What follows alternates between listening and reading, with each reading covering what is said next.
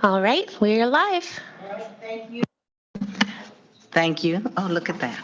All right, good evening, everyone. Thank you all for being here. It is 5:31 on Tuesday, September 5th, and I now call to order the City of College Place City Workshop. Sherry, will you please take roll call? Yes, Mayor Hernandez, Present. Councilmember Jessup, Present. Councilmember Cleveland, Present. Councilmember Espinoza, Present. Councilmember Peterson, Present. Councilmember Williams, Present. and Councilmember Sherman and Boyle have asked to be excused. We do have a quorum. Perfect, thank you. Will you all please join me in the Pledge of Allegiance?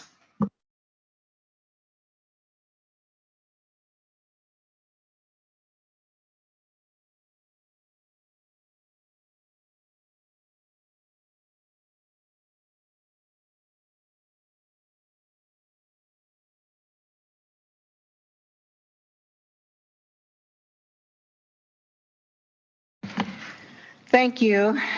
It's time for public comment. Sherry, did anyone submit a comment in advance? I did not receive any comments, and there is no one in the attendees list. Okay, so if there's anyone in actual attendance here in City Hall, if you'd like to speak, please raise your hand. All right, seeing none, we will move on to workshop topics. First item is, well, first of all, we have 5 items on the agenda tonight. So the first one we're going to be hearing from is the Walla Walla Valley Blue Zones, and Miss Emily Brown will share an update with us. Please step up.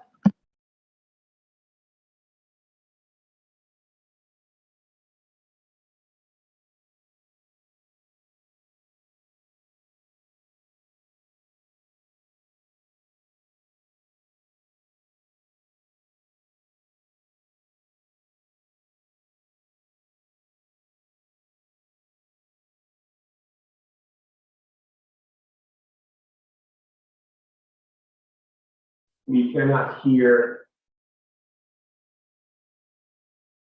If they have a mic, we cannot hear.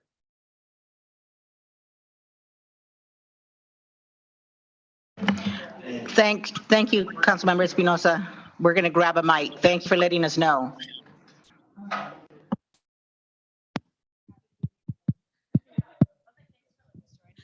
Okay. So Councilmember Espinoza, did you hear any of that? Would you like us to start over? Please. No. Yes, please. Okay. Can you hear this? Yes. Yes, thank you. Okay, excellent. Hi, I'm Emily Brown, policy advocate with Blue Zones Project Walla Walla Valley.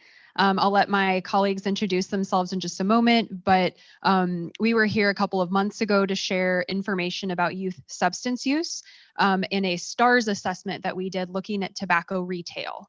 And today we're here to do a quick recap, share some next steps, and then we have an ask for you all that we'll talk about. Hello, I am Lucinda Richards. I am a school recovery navigator with Trilogy Recovery Community.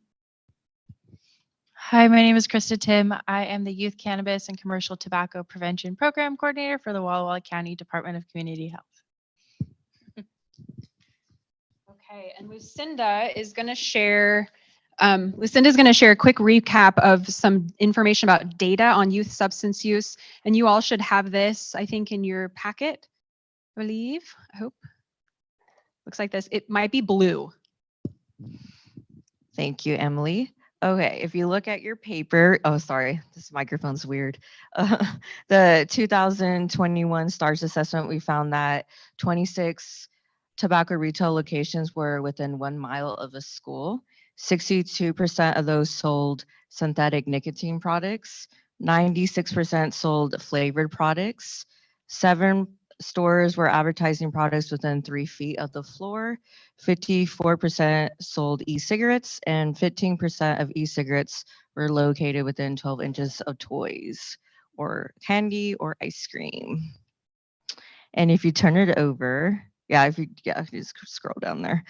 According to the Walla Walla County Youth Tobacco and Substance Use data, it found that 80% of students reported that they use nicotine products, 36 reported that they use marijuana, 1% reported that use flavor only, and 20% reported that they don't know what they're using, which I'm not surprised by this, as a lot of kids will use their friends' vapes and not ask questions. They would just hit it. So I'm not surprised that they don't even know what they're using.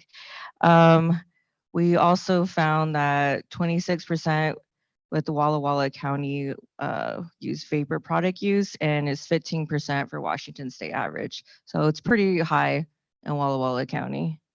And I'm gonna pass it on to Krista. Thank you.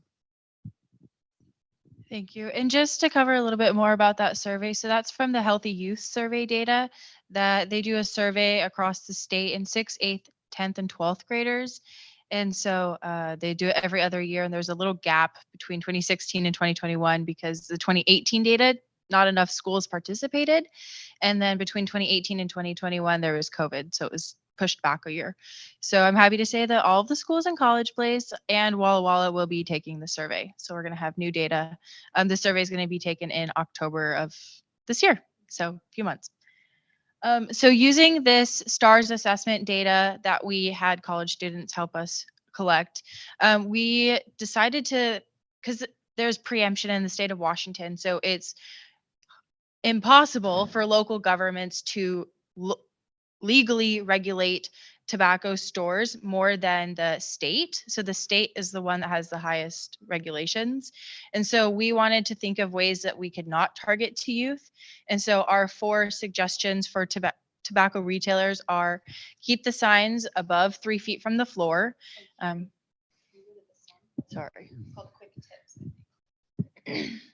Most of the advertisements when you go to tobacco stores are located underneath their counters, so it's within 3 feet of the floor.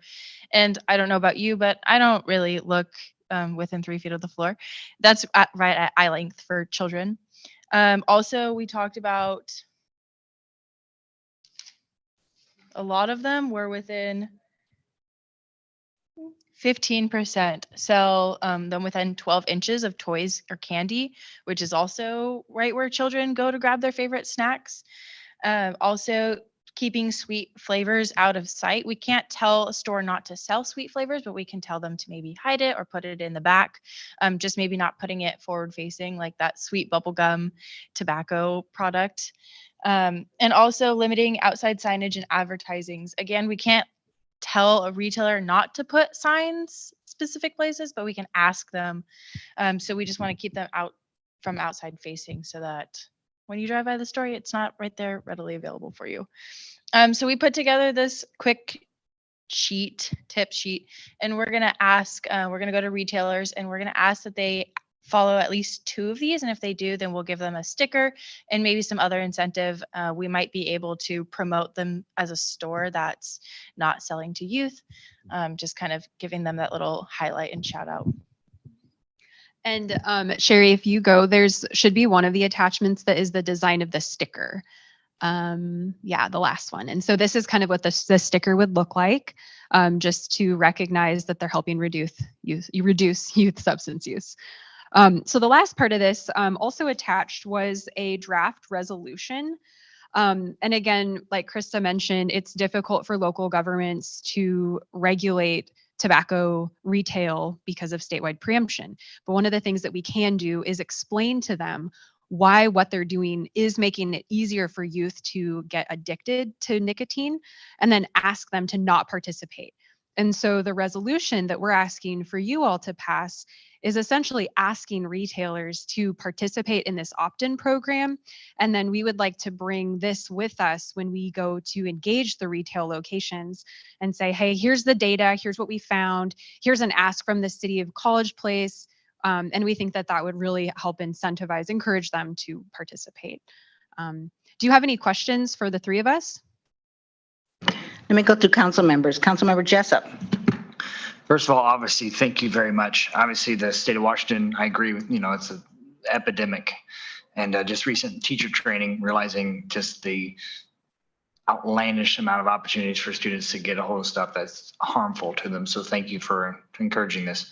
I had two quick questions if I could. You said you were doing a survey, healthy survey for College Place and Walla Walla districts. So obviously that's getting good data to kind of understand. Are those also going to the private schools? We haven't done any specific asks to the public schools, but I know Trisha and I can try to ask private. Sure. It has Yeah. a lot of questions on there that the schools might not want to ask. And so this year is kind of a harder sell to schools because there's less opt-in questions that are often. Sure. Yeah. Just thinking through like, you got your WAVA district and DeSales and your Liberty Christian and, all the, okay. Thank you. And the other one, it says, so obviously, if I understand correctly, you haven't quite kind of had any soft openings or talks to the retailers or anything yet. You're still waiting on this to be able to reach out before. Okay. Just curious about the feedback you get from them. So yeah, very good. Thank you very much. Councilmember Cleveland. I don't think I have any specific questions, but thank you very much for your work on trying to reduce substance use among young kids and teens. So thank you for that. Councilmember Espinosa. Yeah, just a comment and a brief question. I think it's a great initiative to bring these programs to the forefront of our community to incentivize prevention and to help kids through the active participation of retailers by not getting those products out in front of them as visible as they have been in the past. The question that I have for you is, has there been any pushback by any retailer, any organization in an initiative like this? I can speak to something that I heard that was specific to flavors. There was an effort by the American Heart Association and several partner organizations to ask retailers to not sell sweet flavored products. And there was not interest in them choosing to do that because they do make a lot of money from it. And I think Krista has an example from Vancouver of a kind of similar program. Did you want to talk about that? The one in Vancouver, they created, my counterpart in Vancouver created a tobacco or a cannabis toolkit and went to cannabis dispensaries and asked them to pass out cards that promoted safe storage and keeping the items locked away from youth and out of sight of youth. And they surprisingly got good feedback from the dispensaries because they collaborated over the fact that they have a shared vision of no one under the age of 21 using. And so I think that that might be an interesting point for us is we don't want them to get in trouble for selling to under 21. And the thing that hooked the Vancouver stores the most was the slight promotion of, hey, this store is promoting safe storage. The store is doing what's best for our youth. And so I just kind of brought it up to Emily today to say, hey, I wonder if that's something that we can do too, whether that's at the county or posting it just like in a newsletter or even promoting the fact that the stickers highlight the not promoting to youth, but nothing about tobacco specifically.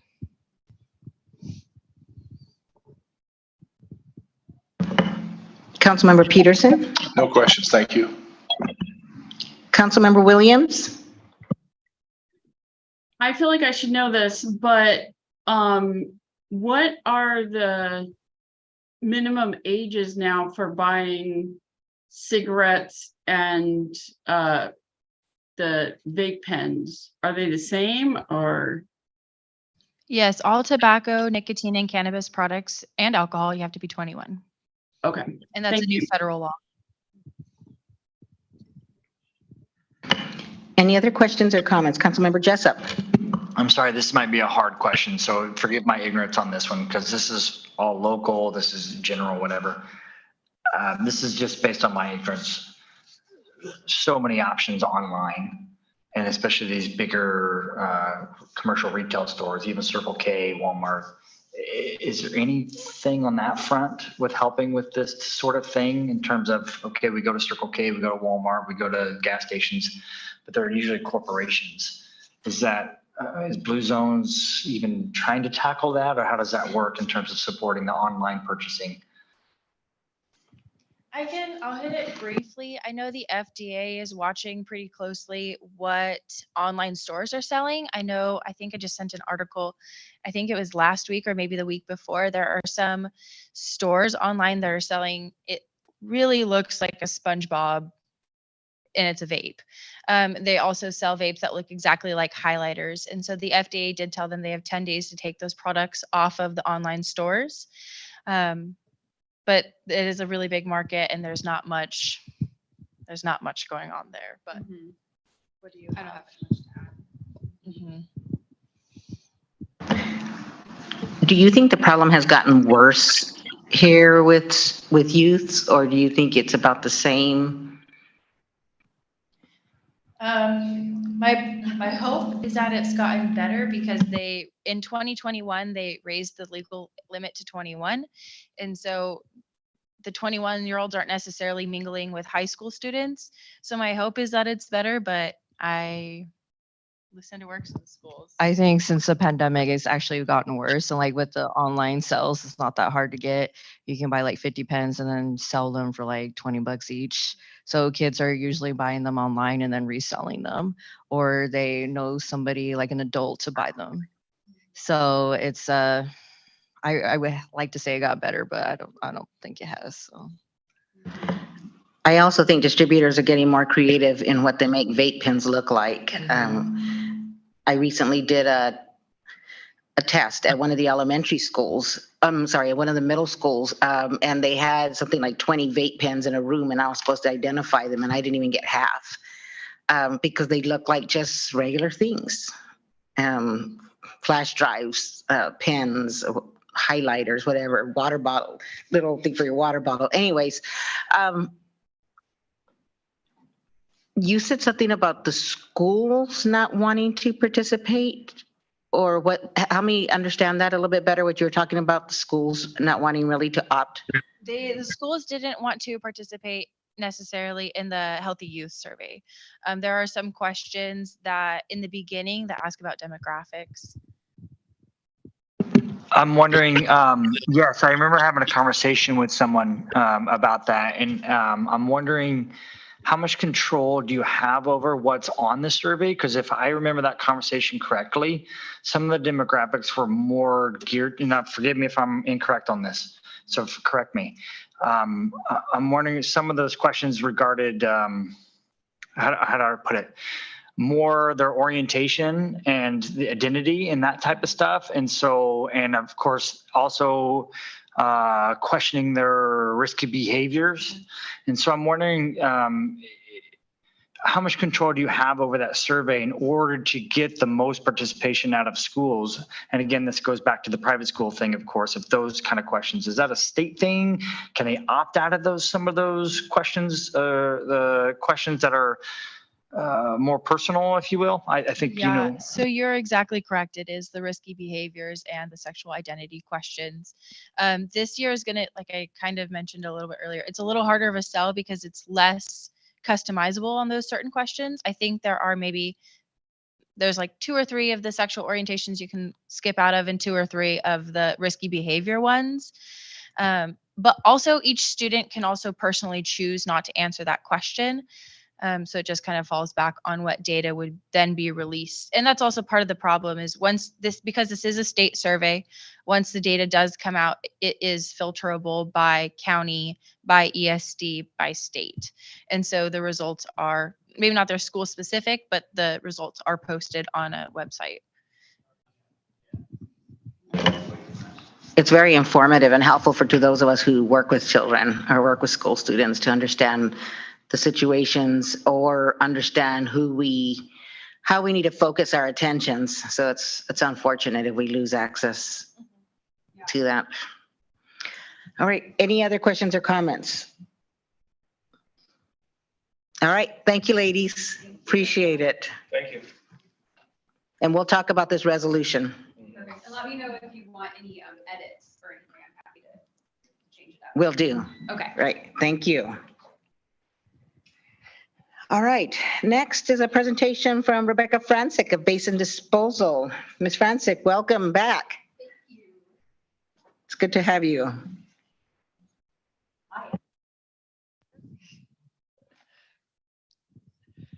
So this presentation is probably going to be a little longer tonight than I normally give, mostly because I'm going to foreshadow the future a little bit, and there are a lot of moving pieces. So let's get started.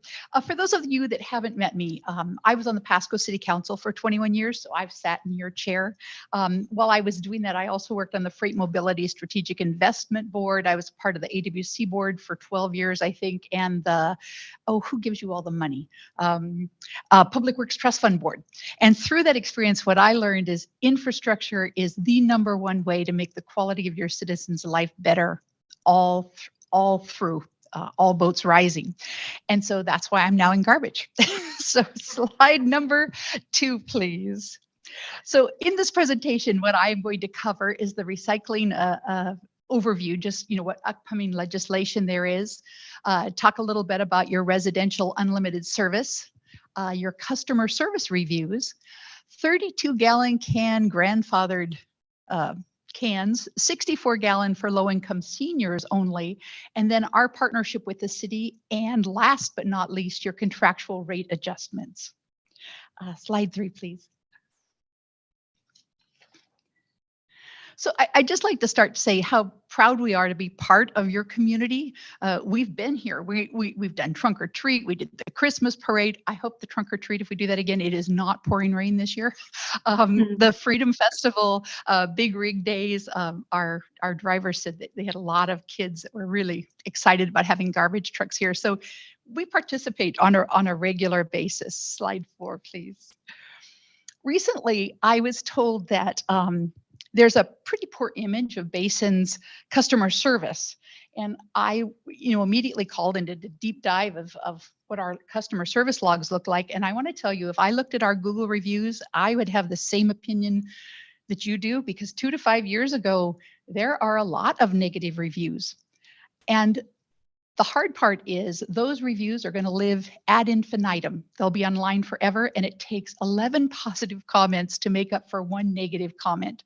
So shifting public perception back to what reality is always a little more difficult than we wish, but this is the reality. I looked at all of our customer service logs for this year. We have had 4 complaints that came to us.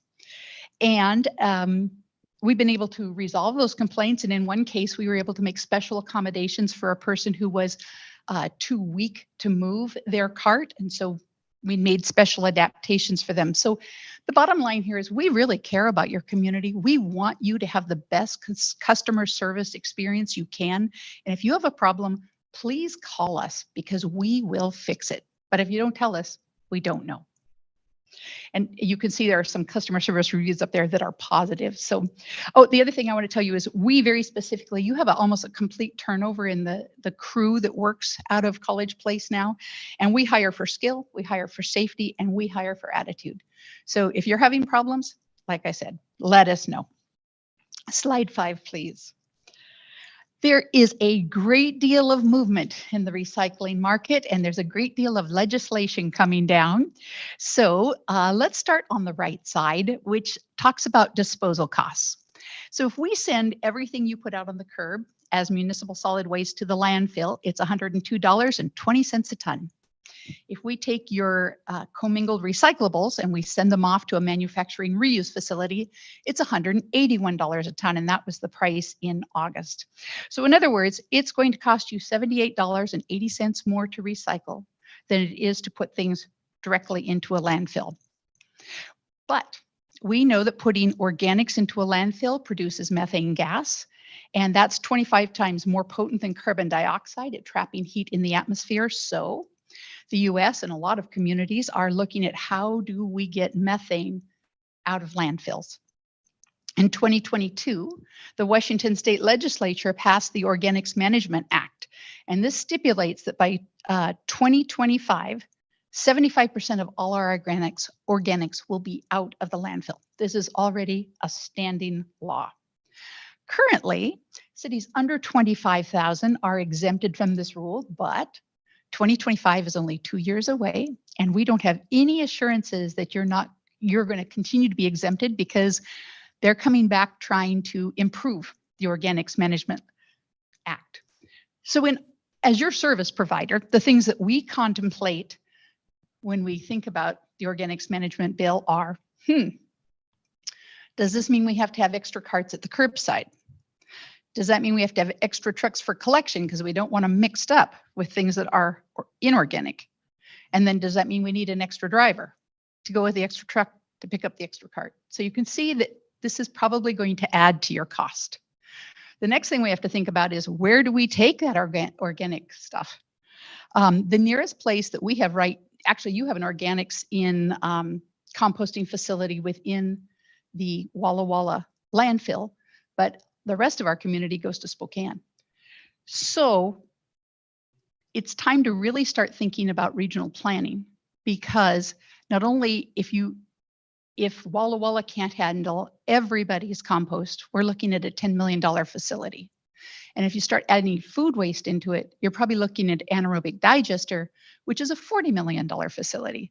And I don't know about you, but if I'm sharing those big ticket items, I want to share them with as many people as I can to help keep my costs down low.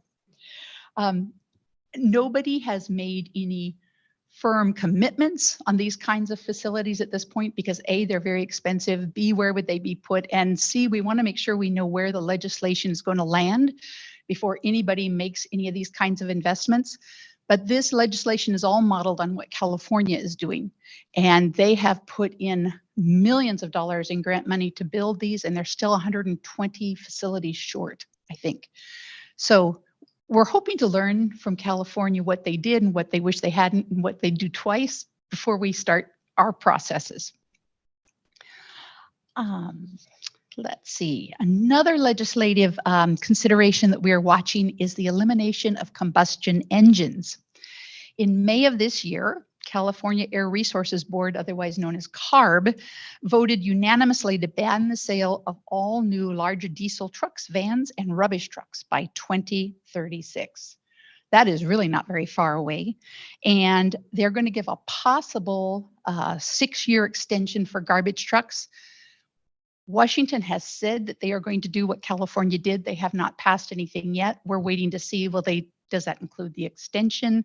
We don't know. But here's our problem. If we knew that in 10 years we had to have our fleet changed over, we'd already be buying. Unfortunately, there's no product to buy. The production team that makes these machines doesn't have enough out there. They've got prototypes, and when they do have them out there, California is going to snap them up first because they're a bigger market. So we don't quite know where we're going to land yet, but what we're telling you is the world is changing and we're watching it, and I'm not quite sure how it's all going to end up. The last thing you need to know about is the Washington State Legislature also proposed the WRAP Act last year. The WRAP Act failed. Its goal was to recycle everything, and anything that couldn't be recycled would then be the responsibility of the producers. You should never bear gifts from anybody who tells you it's going to be free, because there is no free lunch. What will happen if they make the producers responsible for all the recycling that does not have a market is the same thing that happened when they put the low carbon fuel standard onto fuel. And I don't know about you, but diesel is now, I think, 63 cents a gallon more than anywhere else in the nation. And I don't know what gas is, but it's high too. So this is what the recycling market actually looks like. I'm going to run you through this. So this red line at the top where everything is below it, that's zero. If you're at zero, you're not making money, you're not losing money, although that zero line does not account for the cost of collection. So it counts for trucking things to a MRF and the MRF dealing with it and selling it, that's at zero, but it doesn't count the cost of basins people driving around in their trucks and picking it up. This is 72 months worth of data. 3 of those months were positive. So the message here is recycling may very well be the right thing to do. Recycling may very well be mandated, but it is never going to make you money. at least not in the foreseeable future that we can see. Ms. Franzik, we have a quick question, Sure, Councilmember go ahead. Peterson. Councilmember Peterson, it may have been a year ago, I don't know, time flies, that the presentation from Basin. The story then was that people were stealing cardboard out of garbage cans to recycle it. When you say recycling, are you talking about cardboard or are you talking about et al? No, actually, I have another slide and I unfortunately sent it off before I sent Well, it that's to you, okay, so I no. couldn't put it, it's broken out. Cardboard actually has just taken a huge tumble. I can't remember who it is Oh. that's gone out of business, but that is also a tanking price. At one point, it was $101 a ton. Hmm. Now it's negative. Wow. It was $6 earlier in the year, $6 a ton, and now it's negative. And so. Do you know why? Nobody, I mean, we may not know. Nobody is doing anything domestically. PSC, it's up in Walla Walla County. PSA. Yes. As I was driving down, they've got bales and bales and bales of cardboard because they've shuttered that plant. And so I don't know who's taking that now. I know that Amazon has taken a lot of their product and instead of putting it in boxes is now putting it in plastic. Yeah. It's what the people that are shipping and packaging are asking for. And they're also companies that are looking at an economic slowdown. So it's all made, and the domestic market is not there. Okay. It's interesting because I think about a year ago, we were talking about central stations here, even in town, where people could bring cardboard. But yeah, it may not be economically feasible yet at these I'm just rates. so glad you brought that up, because if there is no other message you get tonight, what I want you to hear is recycling is risky. Recycling is a commodity. It goes up, it goes down, it goes up. You cannot depend on it. It's like selling wheat, it's like selling gold, it's like selling chocolate. Recycling is volatile. It just is. And so like you said, last year we were talking about central stations. It was, actually positive, and this year it's completely reversed. I'm sorry, I don't want to. Here we go. I love this stuff. The model, I understand. I've read a little bit and seen about the California model. I've just been out of Seattle for a while, and quite a system in Seattle. You live in a home, you've got 4 or 5 decisions to make on what to do with your, and there's even companies that'll come by and pick up shrink wrap, that are outside of the city, collection. Have we? I know California is the tail that wags the dog. And I think, as far as a lot of the US processes, have you guys looked into the Seattle model? Are they able to absorb, or are they able to, they obviously have some processes, and there's probably a cost associated with that we're not used to. But have your eyes gone to the northwest in that direction as far as how to handle some of this? I think that the bigger issue is density. So I was at a glass summit in Union Gap earlier this spring. And let me explain the Walla Walla model. Walla Walla has been trying to decide if they want to recycle glass. And so they hired a consultant. So I got to see the results, and now I'm using their data all over the place. So this is what their consultant said. It's $1,800 to run a truck from Walla Walla to SMI in Seattle. SMI will pay that trucker $450. And then he's going to come back and say, so where's the rest of my money? Because I'm still $1,350 short. And that's the problem. So then the next question was, hey, SMI, why don't you come on over, to the east side? Why are you stuck in the west? And they said, there's no way we'd come where you have so little density. It has to be dense. So I guess the message is, the closer you are to the market, the more realistically you can recycle, and the farther away you are, the more expensive it is. So there is a company who is taking glass and they blow it up like cotton candy. And I'm hoping he might consider moving to this side, because what they use it for is infill. It's especially useful in places where water goes in and out. Sometimes we fixate though on glass and things and cans, and can we stomp on the bean cans and make them flat and get them in there? But on the other hand, I think we've discussed in the past too, that 90% of it is cardboard. Maybe not by weight, but at least by volume. And so, yeah. So I would tell you the WRAP Act, that was the biggest problem that all garbage companies had with the RAP Act. It's not that we're against recycling. It's not that we don't want to make the planet safer and better. We do. But when we collect it, if there's nobody who will buy it, then what? And we're garbage people. We just pick it up and move it. We're not engineers. We're not packagers. And that's really there is no system nationwide that reuses this. And in a lot of places, especially plastics right now, it is so much cheaper to use virgin product than it is recycled product that nobody will take the recycled stuff. Thank you. Is the RAP Act Washington State only? Yes.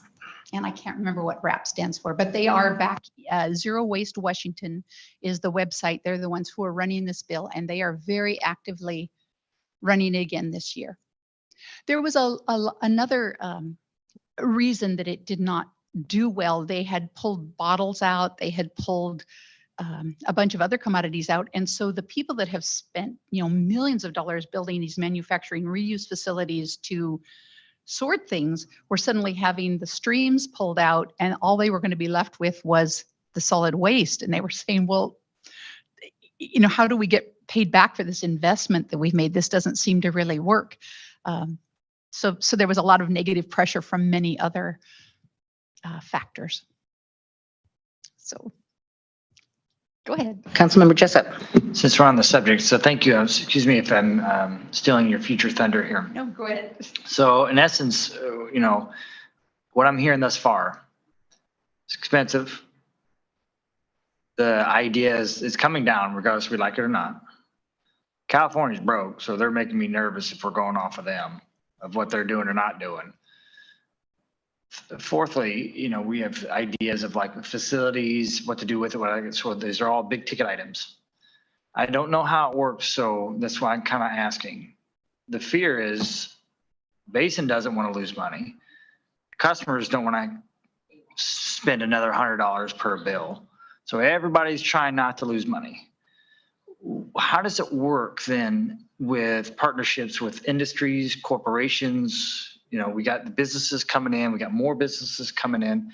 What is these partnerships looking like or exploring to defer costs for everyone that makes it, lack of a better word, chewable?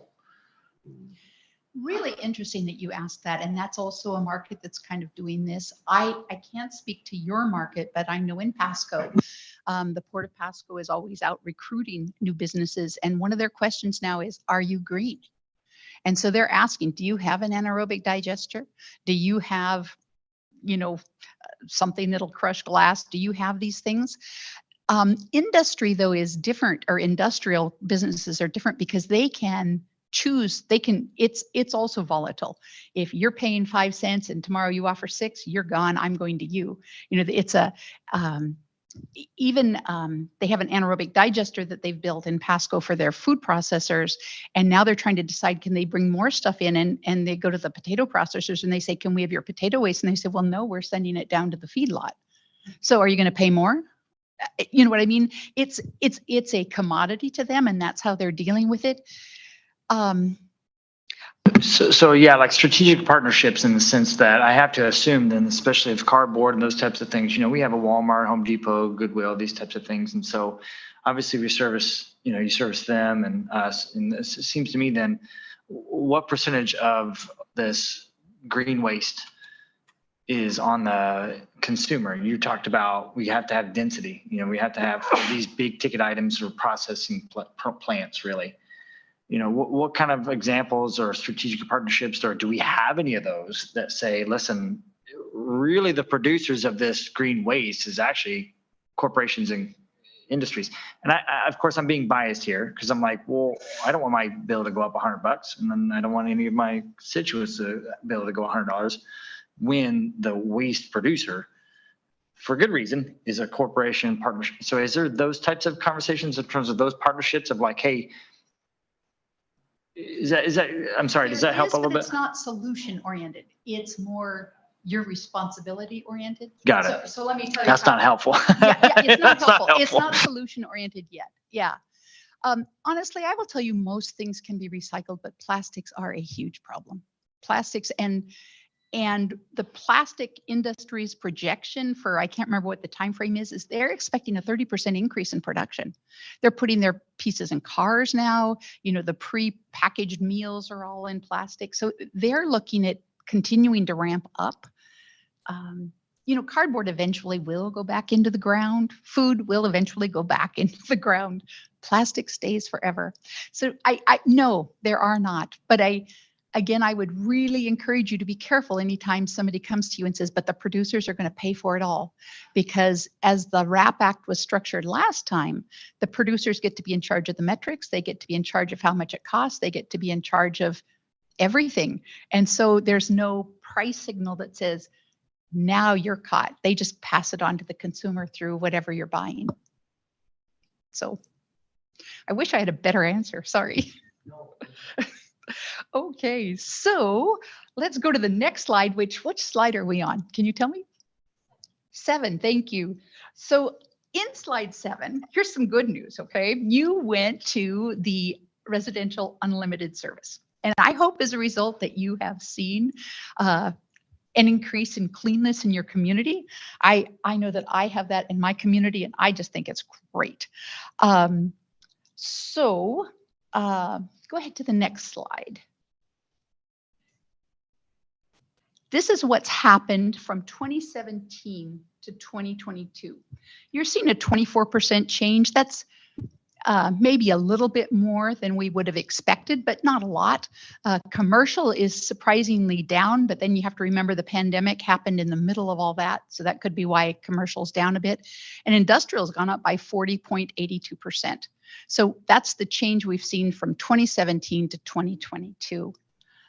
Go ahead. This is just College Place or the Walla Walla area? This is just College Place. These are just your numbers. Yeah, that is a 5-year. Yeah, so 25 over 5 years, it'd be 5%. Yeah. So here's another look at that service summary. You can see that your customers have gone from, oh boy, I can't read from here, 28 to 2,900 customers. Your commercial went from 115 down. Oh, you don't have to make it bigger for me. They probably got it on their own screens. Now you just know where mine is. Your industrial customers went from 6 to 66 in that time frame. And so your total ton of garbage went from 4,919 to 5,848. Okay, next slide.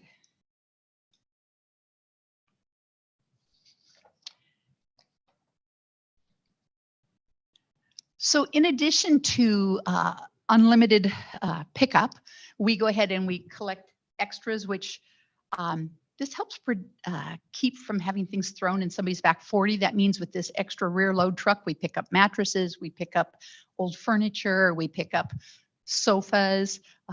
So that's where we hope it's made a difference out in your more rural areas. And everyone increased to the 96-gallon can. Then we also, as partners, provide you free service to the Lions Park, Kiwanis Park, city shops, City Hall, Fire Department, and your wastewater department. Next slide. So that brings us to your contractual rate adjustments. So we have 2 different things that bring in our rate adjustments. There's the external stuff, which Basin has absolutely no control over. Your consumer price index, pass-through expenses, such as what your landfill fees are, disposal fees or fuel surcharges, the carbon fuel tax, which is adding 54 cents a gallon for diesel, and low carbon vehicles, which we already talked about. And then so not all of those are triggering at the same time, but those are all things that we're looking at that could trigger. Then our internal triggers are our general rate case, which we are going through right now for every single city we serve, mostly because we came out of this really high inflationary environment. A lot lower this year, things are good, but we only charge you 80% of CPI. So every year we lose 20% of what our dollar is worth. And so eventually, just like you do with your water and your sewer fund, we go through and we recalculate and reset that. And we do it with the UTC. So they come in and they monitor what we're doing and look and say, yes, you can justify that, or nope, that's too high. And then there's your weighted cost of disposal. So when we set your rates, we make our best guess about what your rate is going to be by the ton. We take your total tons, we take your total number of residents, we divide them by 12 months by the residents, and that's what we charge you per ton. And as you saw, there were some changes upwards. So that's another one of the reasons that we need to bring that up a little bit. Next slide.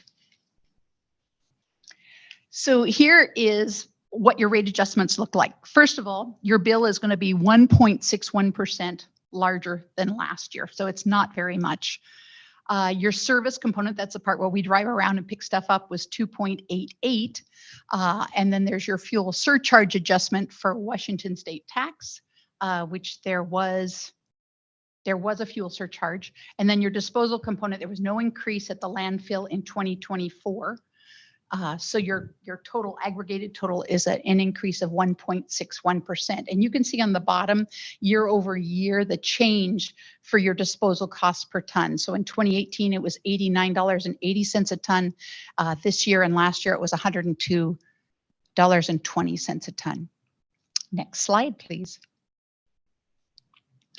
And then continuing it. So like I said, it's not going to mean a whole lot to you. You're going from $24.59 to $24.99 for a 96-gallon cart. You're going from $317.17 for a 4-yard container to $322. And your industrial disposal, because the industrial, we just pick it up and charge them by the ton, will be no change because there's been no change in disposal cost. Next slide.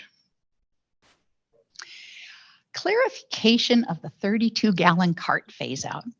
One of the things that we have noticed, and mostly this came through our call lines with people complaining because we were removing 32-gallon carts. And we went back to the contract and we said, you don't have any 32-gallon carts in your contract. You all moved to unlimited. So one of the things we did not put in writing was that we would grandfather those 32-gallon carts, but we did. We did it. We just didn't write it down. But then what we also didn't do is write the triggering clauses that would make us take them out. And the reason we want to take them out is because we're not trying to create two classes of customer where everybody who has 96 unlimited is now subsidizing everybody who gets 32 for a lower price. So the three triggering events are, let me see. Which slide is this? 14? These all written up. I just got to remember where I put them. Oh, the three triggering are, is if the name on a residential account is changed by the customer. So just because your mom had a 32-gallon cart and now you've moved into her house doesn't mean you get that 32-gallon rate. If the residential property has a change of owner, just because somebody you bought it from somebody doesn't mean you get to keep that grandfathered service. And then if there's any change in the residential customer's account status, as in they cut it off for 6 weeks because they're going on vacation or they don't pay their bill, that would also cause us to pull that 32-gallon cart. Once that 32-gallon can, the change is initiated, those who still qualify for the senior low income service will be given a 64-gallon limited service collection cart. And those who do not qualify for the senior low income rate will be given a 96-gallon can. Primary account holders who are unable to get their cart from their home to the curb due to permanent or temporary disabilities receive aid from Basin Drivers. I think we have a certain section in your town where we have some older residents, and we have been working with them to try to make sure we can make accommodations. We had one resident who really physically could not move their 32-gallon cart around, and so we made an adaptation, and she keeps her garage door open on the right day, and we go in and pull it out for her and then put it back. So we are really more than willing to do that for people who have a disability. And we work with the Blue Mountain Action Council to see who those low income people are. And anybody can call and say, hey, I broke my arm, for 6 weeks, I'm not going to be lifting anything. They can call us. And I put that number up on that first slide. So do know that our drivers are willing to do that. Wrap up. Next slide. I think that the last thing I want to tell you is, your CPI is going to change, but by a very little amount. Changes are definitely coming. The world changes. I don't want you to feel negative about those changes. We are really in a time right now that's just as profound as when we moved from horses and buggies to the automobile, and now we're going to EV or hydrogen or whatever. It's just a very change-fraught time, and We're just trying to give you the chess pieces so you can put them out on the board and you can play them when you want to let you know. And then also to let you know, we're going to ask you if you'd be willing to sign an addendum. I need to get your sign off on whether you want to keep the 32-gallon carts and continue to subsidize people that have them, or if you are okay with the 3 triggers that I mentioned. And then I can answer any questions that you have. Thank you. We'll start with Councilmember Jessup to see if he has additional questions or comments. No? Councilmember Cleveland? Councilmember Espinosa? Yeah, just a comment. Thank you for the presentation. Very thorough. And I think your business is very dependent upon multiple factors. You do not control the waste facility processing to you, and you do not control many variables such as fuel and other things. But I do think that it's incumbent upon us to ask you to look for ways to become more efficient. We live in a day and age where you said increasing costs are reality, but also increasing technology.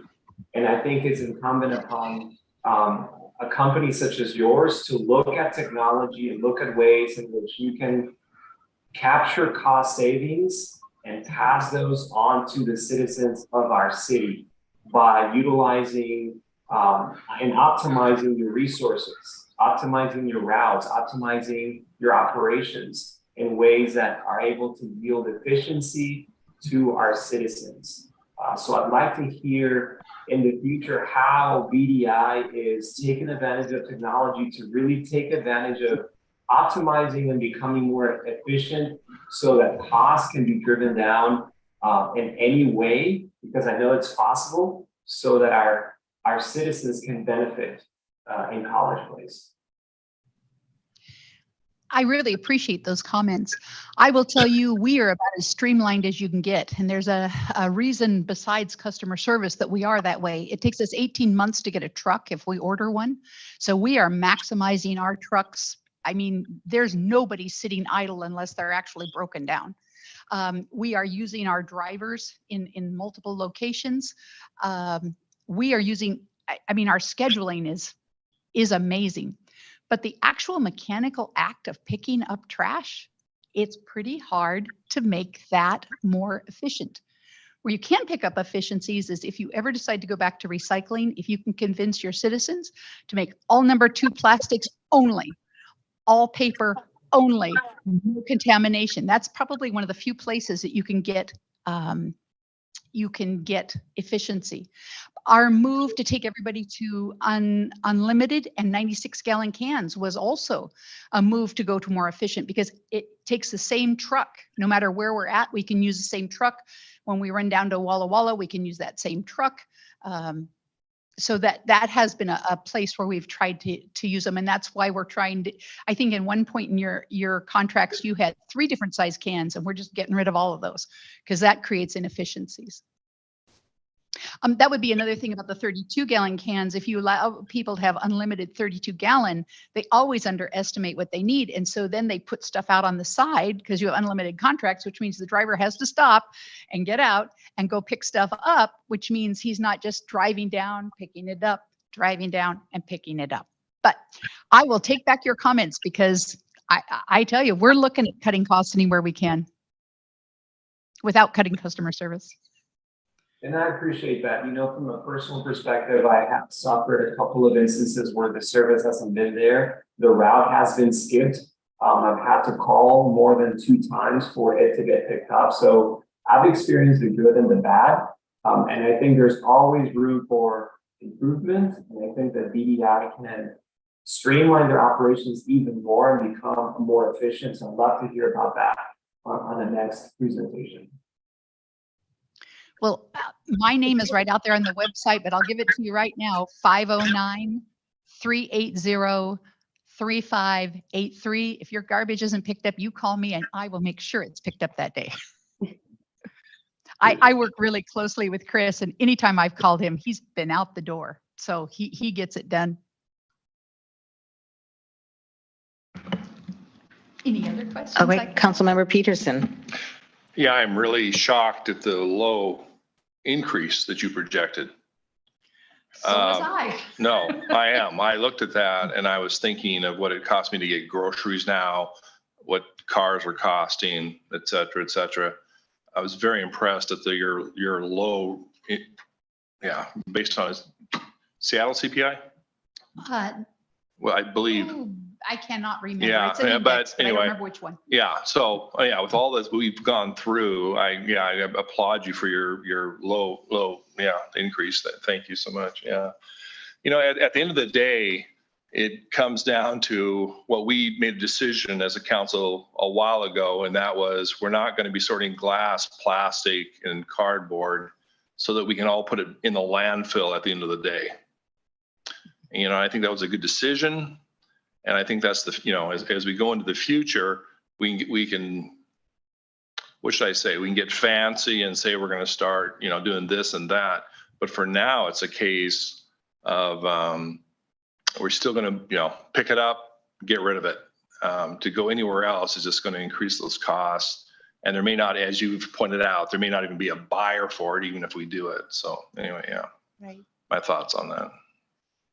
In almost every case, if there's a market, there's a buyer, and we're willing to sell it to them. I mean, the market itself is taking care of a lot of this. So just wishing it so doesn't necessarily mean there's actually somebody with a checkbook on the other end. Thank you. Councilmember Williams. I appreciate your presentation. It's informative as always. And I echo the appreciation of the low increase. My comment actually is more for us as a council. A lot of the issue, especially with the large amount of plastic waste, is that the people who decide how much plastic to wrap around something are not the people who have any real profit. They don't have to pay the cost of disposal. They only have to pay the cost of buying it and shipping it out. And so if it makes it a little bit easier to wrap another layer of plastic around, it's no problem to them. So it's a systemic problem. And so I think that it's something that we should instruct our federal lobbyists to be working on. The EU has been working on solutions to these systemic problems. We know that China has been working on them because they won't take all of our contaminated recycling anymore. And so I think that's something that we should get behind, looking at systemic solutions, because each of us individually recycling as best we can, it has to be part of the bigger system. Somehow I can't help think too that the consumer has so little control.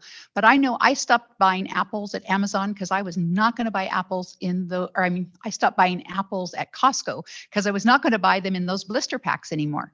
And lo and behold, they're not selling them in blister packs now. They're selling them in cardboard containers.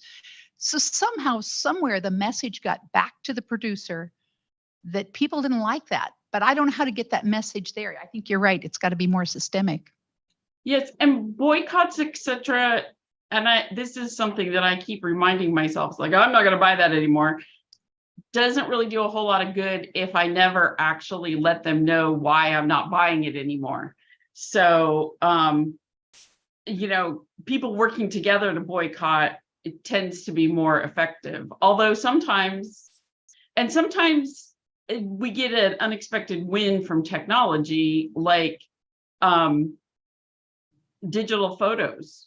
Suddenly we have a lot less waste from developing photos than we ever did before. So, there's hope, but I do think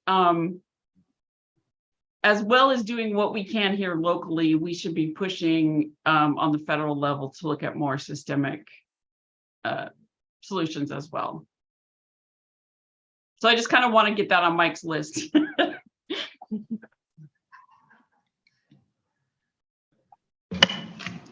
All right, I have one logistics question for you. As a customer, and we have the unlimited trash pickup. Now, so when we have unlimited trash, when we first moved here and then we switched over, we went and bought a can from Home Depot to put all our extra trash in. And then it was often not being picked up. So I would call and they would say, well, you're only limited to one can. And I said, but we have unlimited trash. They're like, well, but you only have one can. So they told me that I can't have my can out, that they only want them in bags or boxes that can be picked up and thrown in the truck, because the trucks do not pick up 32 or however many gallons we bought from Home Depot. Just for an educational purpose, is that correct? So that we know how to also educate our residents. So I'm going to tell you that we have had those 32-gallon totes because we have a big backyard, and there have been times I put out 5 of them in addition to our can, and in Pasco they have always picked them up. So how long ago, is it this year that you've experienced this?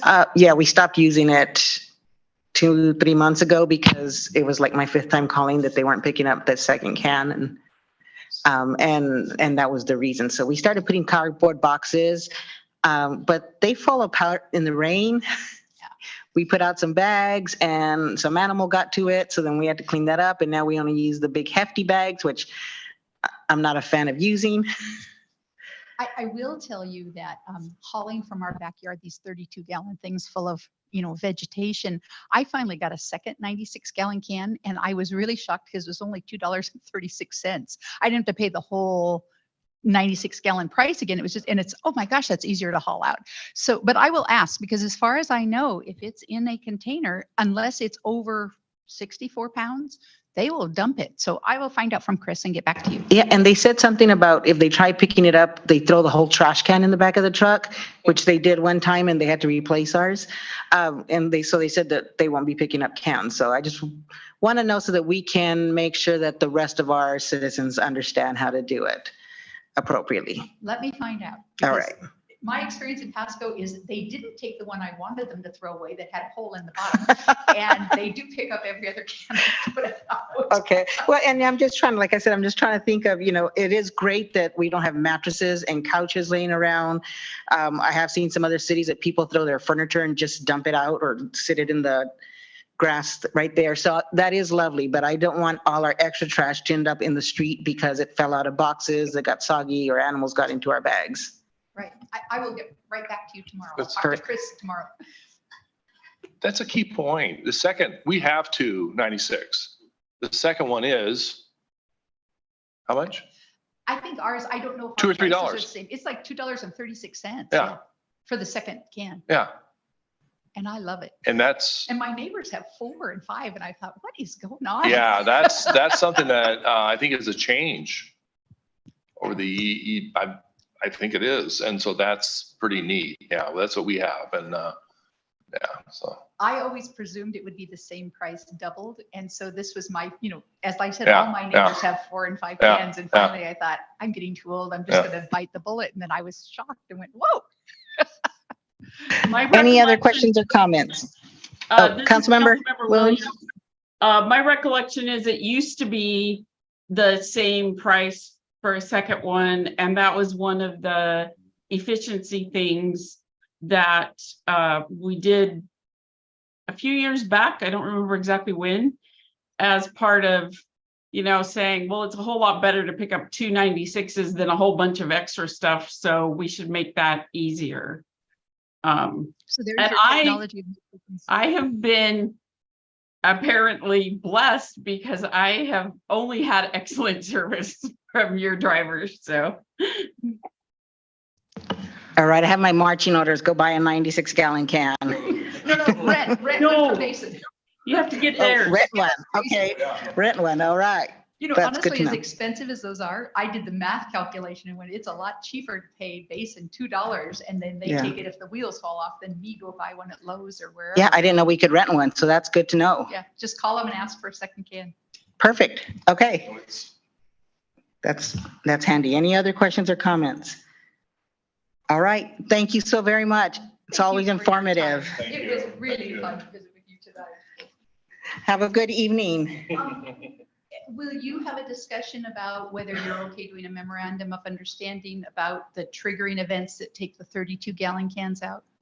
Oh, that's one other thing I should let you know. Francisco, our financial person, is now making the 36 limited the same price as 96 unlimited.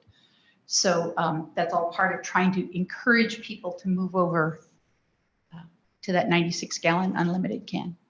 Okay, yep, we'll discuss it. We'll get it on a future agenda soon. How soon do you want the answer? Just when it's convenient for you. I just want to Okay, make sure that it's going to be addressed at some point. perfect. We'll get it on a future agenda for sure. Thank you.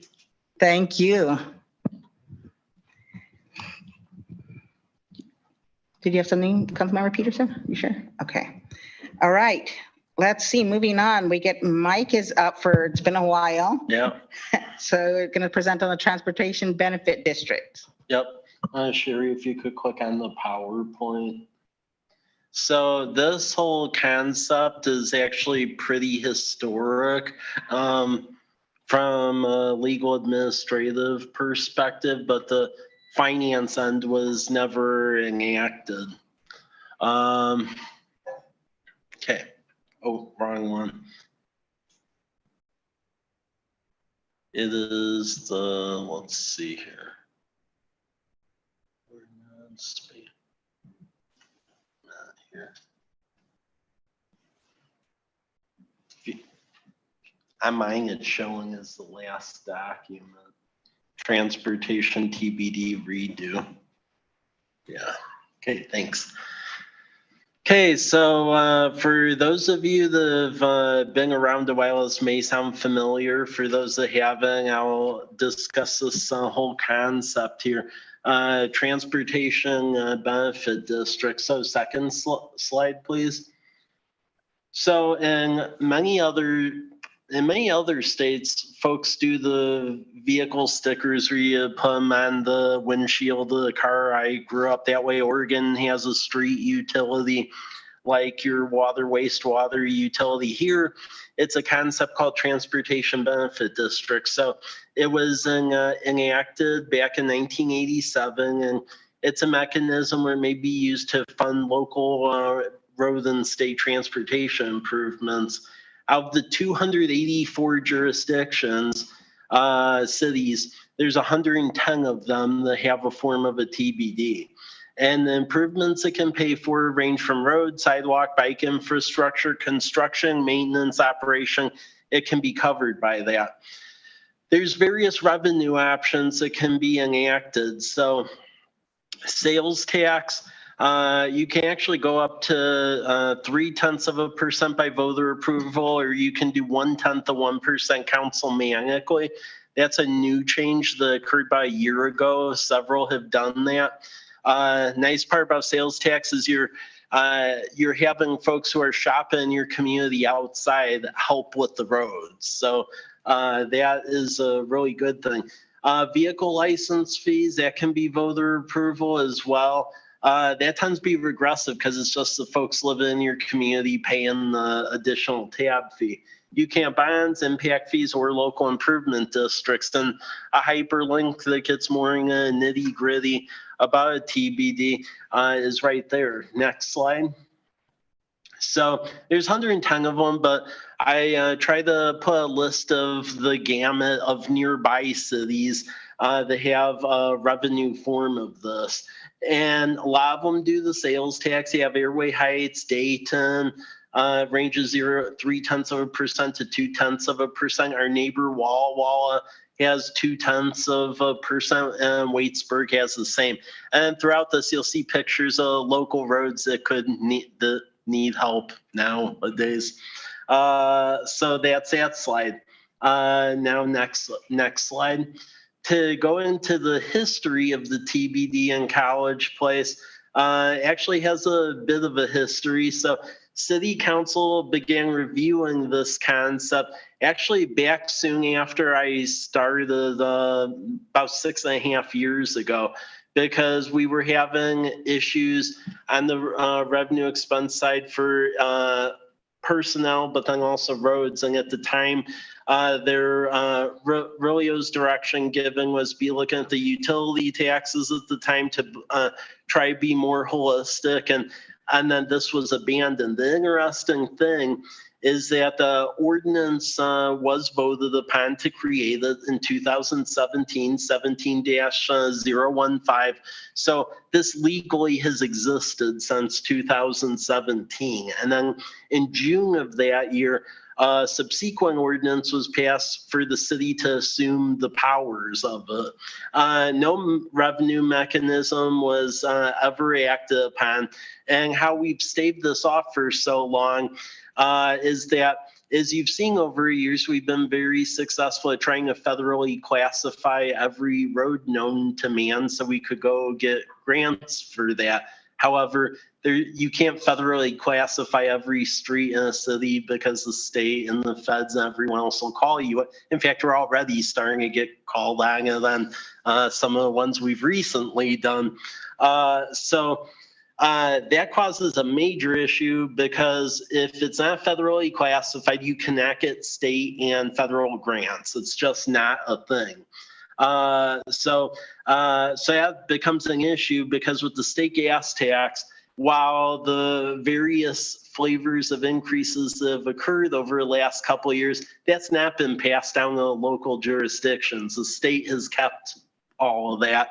So using the same meager revenues that we've had over the years, it's been declining. So really about 90,000 or so a year for general street maintenance. And then meanwhile, cost per ton of asphalt from about 6 years ago has essentially tripled. So you have like a reverse effect going on. Next slide. So this goes back into my original comment of the roads we have federally classified over the last several years. Any of them in red are federally classified. So a lot of things we'll hear out in the community is, oh, well, for instance, why did like 8th get a sidewalk or something, but then Birch has no sidewalk and the pavement's horrible? Well, the reason is it's federally classified, so you can get grant funds, and for things like Birch or 6th, for example, you can't. It's a local road. And then to go back on it, we've added the roads where the traffic counts, and we do have traffic counters to show that we've had a greater traffic volume so we can get them federally classified. And that's a process in itself because you have to essentially run it through the Metropolitan Planning Organization, get their approval. Then you run it through State Department of Transportation where they review it. And then it goes to Federal Department of Transportation. And then they ultimately decide yay or nay. So that has definitely been an issue, but as you can see, we've federally classified a lot of roads, and I'm very proud to say if you go to like the State Department of Transportation functional classification website, look at the amount of our roads versus like Walla or Airway Heights or Ephrata that are federally classified. And it's like night and day, the amount of them here versus the other jurisdictions. So that's about 16.6 miles where you can go chase grants for those. Next slide. Okay, now all the yellow here, the local road network, this is 22.45 miles, and those aren't eligible for the grants. So essentially it's a declining gas tax, or essentially if you're redirecting revenue from current expense, you could essentially plug the hole to essentially cover the local road network. And examples, and it's not exhaustive, but Southeast Birch, Cedar, B Street, Spitzenberg, Evans, 6th, Broadway, really a lot of the ones where you'll hear in the community, hey, why does the pavement look that way? Meanwhile, like 4th looks good or 8th, that's why, because it's a local road, so can't get a grant for it. Next slide. Okay, So last year, we really in past years, it was very touchy-feely about where, hey, some roads are in good condition, others like the pavement isn't that great, but there really wasn't a quantifiable measurement ever done. That changed last year. So council authorized capital asset and pavement services, and they've done this work, Pendleton, Richland, pretty much all the jurisdictions around here, to actually drive the roads and then rank them and put them in the 4 classes. So the good, fair, poor, very poor. And then the report detail road segments to be worked on over the next 5 years under various scenarios. Unconstrained, which is like if money fell out of the sky and to get everything good condition. The current, which is the 95,000.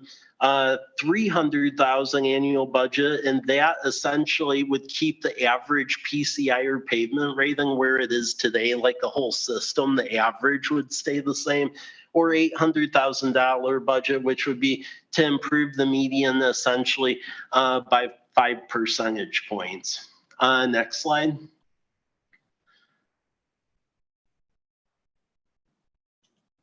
Oh, it skipped over one. Whoops. Yeah. So lifespan pavement, this just is a good graph to show about when you really want to get into treatment cycles early on. Otherwise, the condition of it really nosedives and you're having to do full-on replacements. And this is really important because like what we're finding on some of the local streets, in fact, we just had this issue today. So Southwest 6th Street, we end up getting CDBG because it's in the low income census block group. And when they were going to essentially get some of the pavement off of the edges on some of these older roads where maybe they were here before the city existed as a city, when you grind off the pavement, you're supposed to have essentially rock or cobble or something underneath it. The edges, when they grinded it off, they actually went to dirt, where they actually just essentially put chip seal over dirt. Which isn't really something you're supposed to do. So that has added a whole nother level of complexity now with that project that we are now dealing with. So case in point. Next slide. Okay, then this map just shows where the whole condition of the road network currently. So as it stands right now, a lot of the roads overall, mainly because we've all federally classified a bunch of roads are in pretty good condition. However, when you read that report, definitely over the next 5 to 10 years, it showed that unless something was done, it was going to take a pretty cataclysmic nosedive. As you can see in that map, the streets are ones over years have been discussed, like Birch, for instance, 11th Street, some of the roads up at Sunset Villa, Country Estates. Those are the problematic ones. And then you'll see essentially the various buckets in this chart of where the good, fair, and poor roads will be over the next like 5 years, depending on which bucket you all decide to essentially follow. The thing that I found very alarming, because keep in mind, capital facility plan that we all put together to project out every 6 years, that's fairly aggressive because of the level of grants that we all chase to make it happen. Even on top of what was in the capital facility plan, it said to fulfill that delta, the gap in between the true need and then what was in the CFP is about another $10 million. So it does show there's a significant liability there. And the longer you look the other way, the increase the cost is. Next slide. Okay, so this is something that the Utilities and Transportation Commission has been grappling with and examining, especially out of that pavement report. And what is happening is really to try to get the word out on the street and get citizen feedback. So the Walla Walla Valley Blue Zones, they helped us put together a survey in English and Spanish to pull the community. But essentially where the recommendation of the UTAC landed was recommending a councilmanic 0.1% sales tax. So basically a penny on the $10, because the thing is with this, is that if we have that, then it's essentially dedicated solely to the infrastructure, the sidewalks, the streets, and it isn't the citizens here helping to just alone carrying that burden. It's also people who are going to Goodwill, going to Walmart, going to Home Depot, going to all of our commercial entities. So a lot of folks going through town, essentially, they're all helping shoulder the load then on this. And with this recommendation, it's still lower than what Walla Walla has on the books. Because Walla Walla is right now they're like 8.9, we're at 8.7. So we still have that edge. So that essentially is where that is at. So I just want to get that ahead of, in front of you, because over the last couple of years, we've all done a really good job of federally classifying everything we could. But I'll just say the bag of tricks to federally classify more because honestly, because of a phone call I got about that, I think we're about out of being able to federally classify stuff. So. We've reached the end of the road with that. Yeah. Yeah. Okay. Pretty much. Okay. Before I go for questions or comments, I did want to share that I had asked Mike months ago to kind of look into how we can get additional funding for our roads and sidewalks. Because my number one thing that I get from citizens is about the roads and sidewalks, right? It's always about safety. In fact, I got this letter today, which has nothing to do with our roads, but the very bottom she puts, I have a disintegrating sidewalk. Who do I talk to? You know, and it all depends on where they live and where they are in our plan. Road conditions, we get a lot of complaints about the chip sealing because they don't think that chip sealing is a great way to go, a lot of our citizens. But the safety of the roads, having sidewalks improves significantly safety, right? Which then encourages more walking, more bike riding, more families coming into a community. But it also improves the look of our community, increasing interest, increasing, keeping property values stable. So all this is tied into sidewalks and streets. So it was pretty important for me to try to figure out another resource without putting all the expense and pressure just on our citizens. So I just wanted to get out and say that as you all consider what Mike's brought to us to consider. Councilmember Jessup, questions or comments? If I may just comment, and I was going to say thank you, Mike and Mayor, for getting this pushed through, in my personal opinion, and staff as well. Obviously, small. I have a much smaller group that would speak to me than you, and I just confirmed that it's huge for the families that are trying to walk around, and I've seen an increase of people walking on the sidewalk. So thank you for pushing through and getting support. And if I remember correctly as well, a while back, one of the concerns was we want to be competitive with our sales tax. And if I heard correctly, this is such a low percentage that we would still be competitive with our sales tax. So even for commercial industries and stuff. So just to affirm and thank you for getting this pushed through, because I've heard the same thing, and somebody with multiple small children, having those sidewalks for safety has been huge. So thank you. Councilmember Cleveland. On my way to City Hall this evening, there's a fellow walking in the middle of 8th Street because there weren't any sidewalks along that segment. So our roads are a huge priority, and we're able to stay competitive with a 1/10% increase. I'm for it personally. And what I remember at one of our council meetings, based on our current funding, it would be like 200 years cycling through replacements of, so that's a little bit of a long time, maybe we could. I told Mike that wasn't going to cut it. well, the good news, I mean, it's funny the way it's there. Since we federally classified so many roads, so when I first started about 6.5 years ago, the replacement cycle was at 260 years. And now because of us federally classifying the roads, it's gone down to 200 years, which is still very excessive, but it's like going the right way somewhat. Yep, good memory there. Councilmember Espinosa? I think this is a move in the right direction to make our community safer, more walkable, and it's going to also impact the values of properties in our community for good. So I think it's definitely something that we want to continue supporting. So thanks, Mike, for doing that. And we already see, work is starting on several streets to get those sidewalks up. So that is exciting to see. Thank you. Councilmember Peterson. Yeah, it's going to be interesting to see where we spend this money because it's going to help. But as we know, tearing up those streets, when you go down and start redoing sewer lines and whatnot, that's a drop in the bucket, from what we need in the future. But it's moving in the right direction. Thanks, Mike.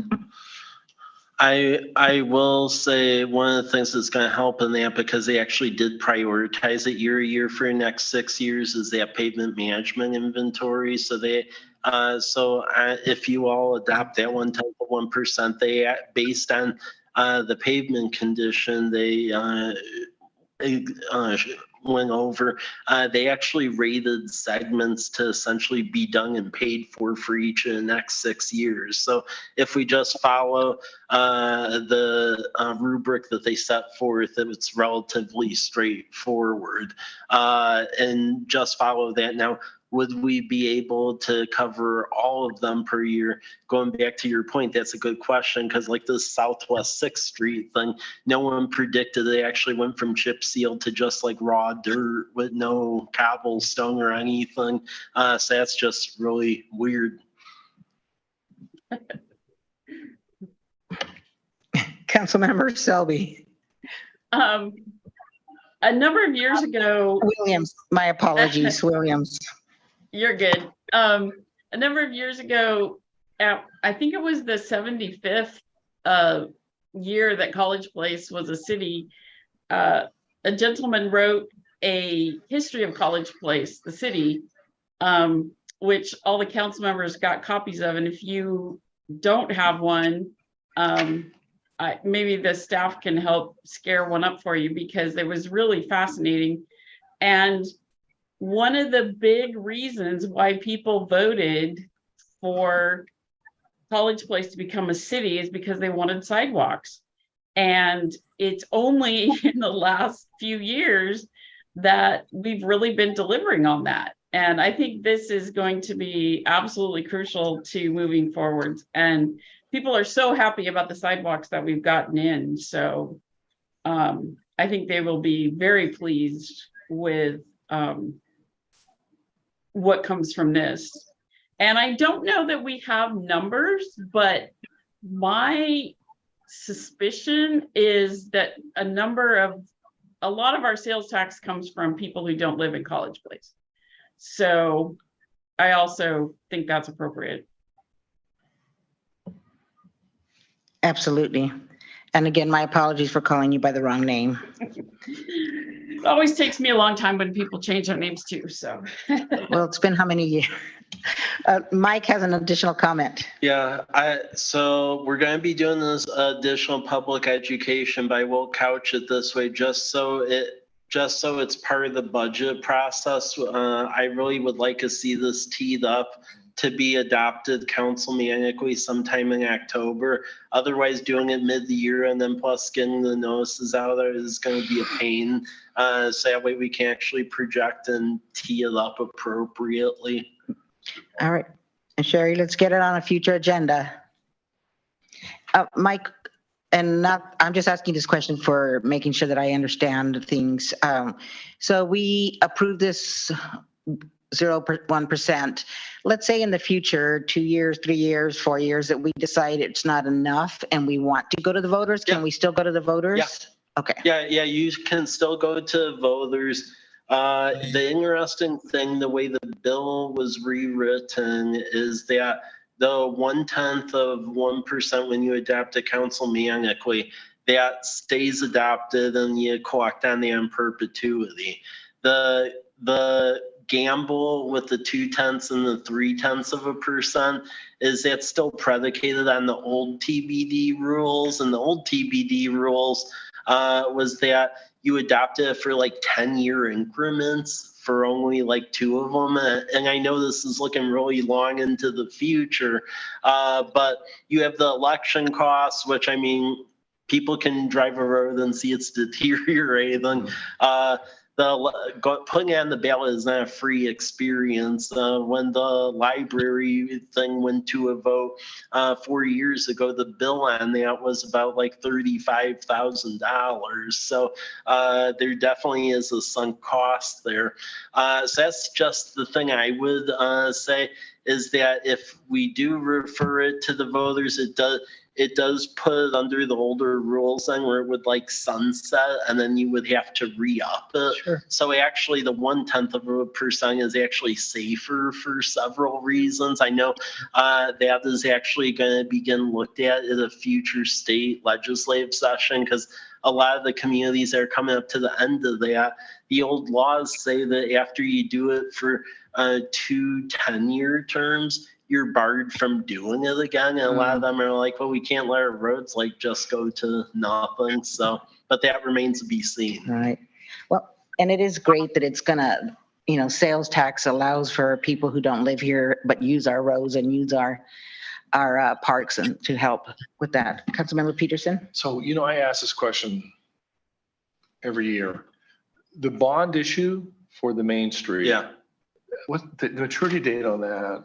The maturity date on that, I want to say, is like another like 20 years out. So It's that far? yeah. Because I look at the city of Walla Walla and, their streets and other cities. And so the other option, of course, is to go back to some sort of debt issue. If you've got a major street that you need to repair or replace. So we think it's that far out. Yeah. Yeah, I mean, I think for at least the next couple of years, it's safer to do this. Oh, sure. No, approach.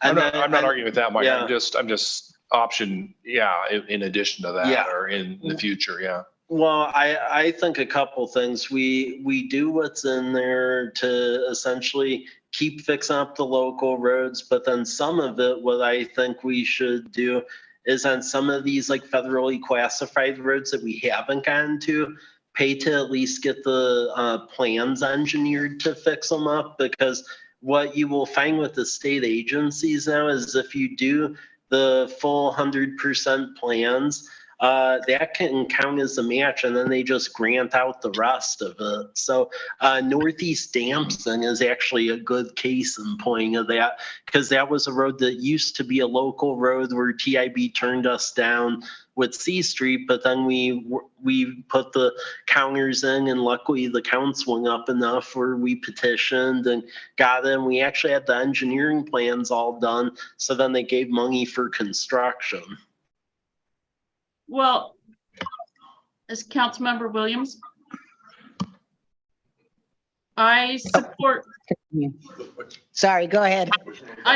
Mike's idea there that we do some of those engineering plans, because in my career, I've seen multiple times where the federal or the state or both will want to do essentially economic stimulus, and they do the same thing every time. They're like, we want shovel-ready projects. If you've got your design done, we'll give you money.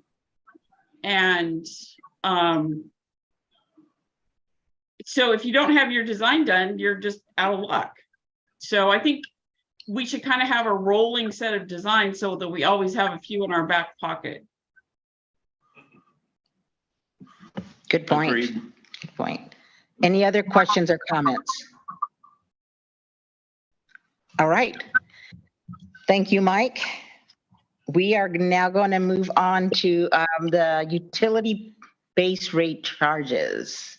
Mr. Carlton, you are up. Thank you, Mayor. As you all are citizens of College Place. I'm sure you're aware that your utility bill is broken down between base charges and consumption charges. Those fixed consumption charges range, for example, from a single family residence, their water surcharge and tax is $46.13 a month. On top of that, they'll pay $1.71 for 1,000 gallons above the base rates. The problem that we encounter is those base rates are charged in advance. So the ones that appear on your August bill are for September base rates. And then the consumption charges are for the prior month. So your September bill will have August's consumption charges on it. We explain that to customers, and part of our problem is it's hard for them to understand, and they always ask, well, why do you do that? And the reason we say it's because it's in our code. Well, we researched our code and determined that we can't really find anything that directly says that in our code. We would like to change that process regardless of which way we go and, you know, embody that in the code. But there's definitely an understanding issue. Our billing adjustments for people that sell properly is difficult because if they sell in, you know, before the end of a month, and we're having to refund them for base charges for the next month that they're not responsible for, and you know, charge the incoming residents 2 months worth of base charges because they're coming in an off month. We also, with our new Tyler system, it seems to be a unique circumstance for their software to be able to handle base charge billing in advance. It becomes the biggest problem when we do adjustments. So it's something that they have not seen in city government, that people charge it this way. Looking around to neighboring jurisdictions, they don't handle it that way. For example, Walla Walla they always charge in arrears. So your base rate and your consumption rate are always in arrears, so after it occurs.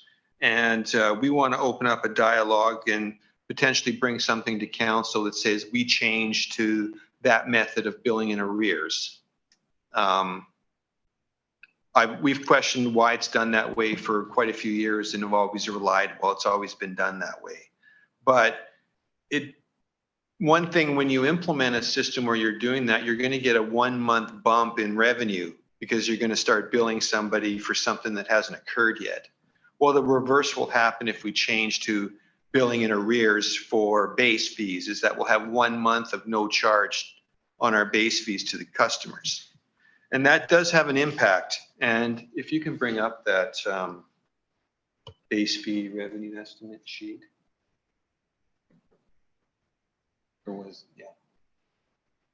So you can see in this sheet that these are our average monthly revenues for base fees. You can see them broken down by utility, water, sewer, stormwater, ambulance.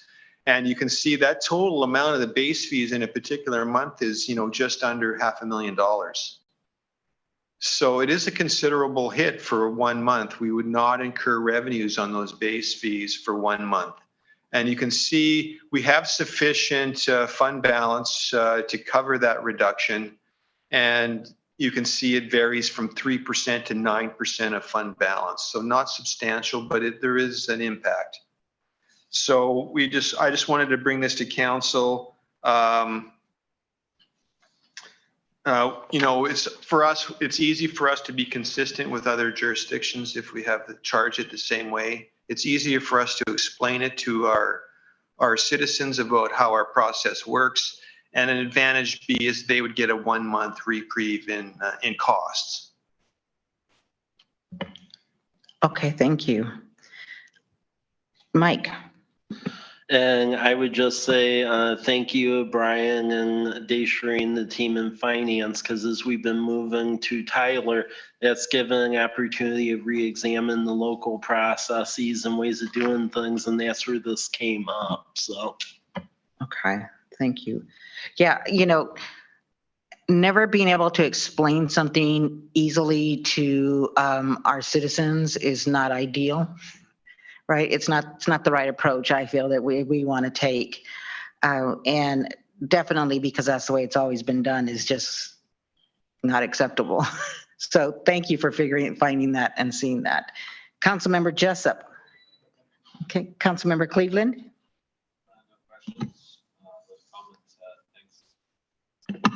No questions, but thank you for looking at our process and trying to find better ways of doing things. Councilmember Espinosa. No questions. Councilmember Peterson. So we're gonna be chasing that 500,000 forever.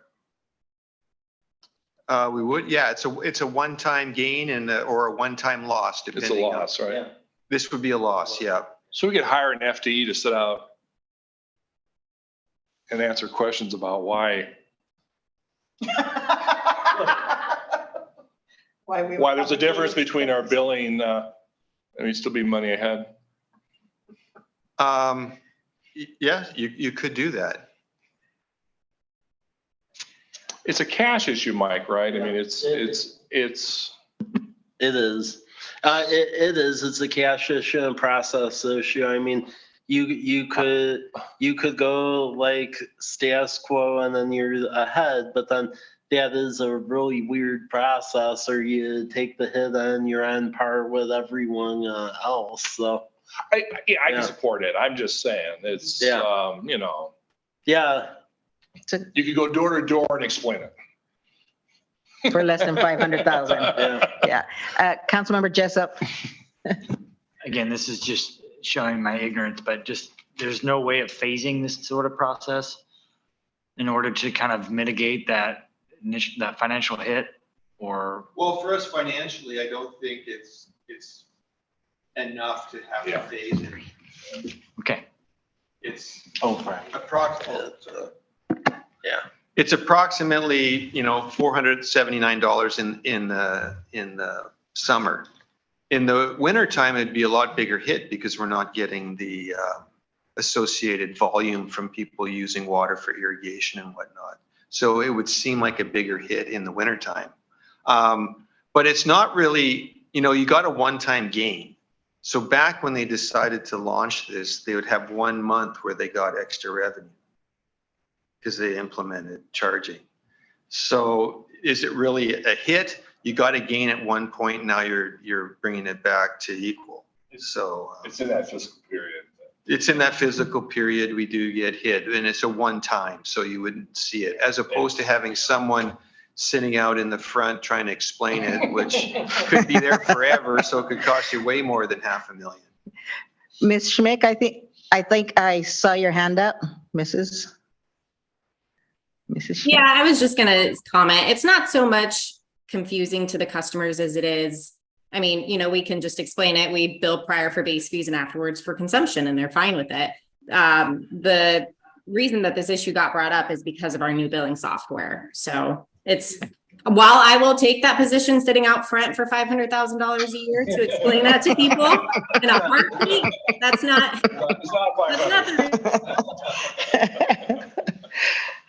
Any other, actually, Councilmember Williams, I haven't gone to you.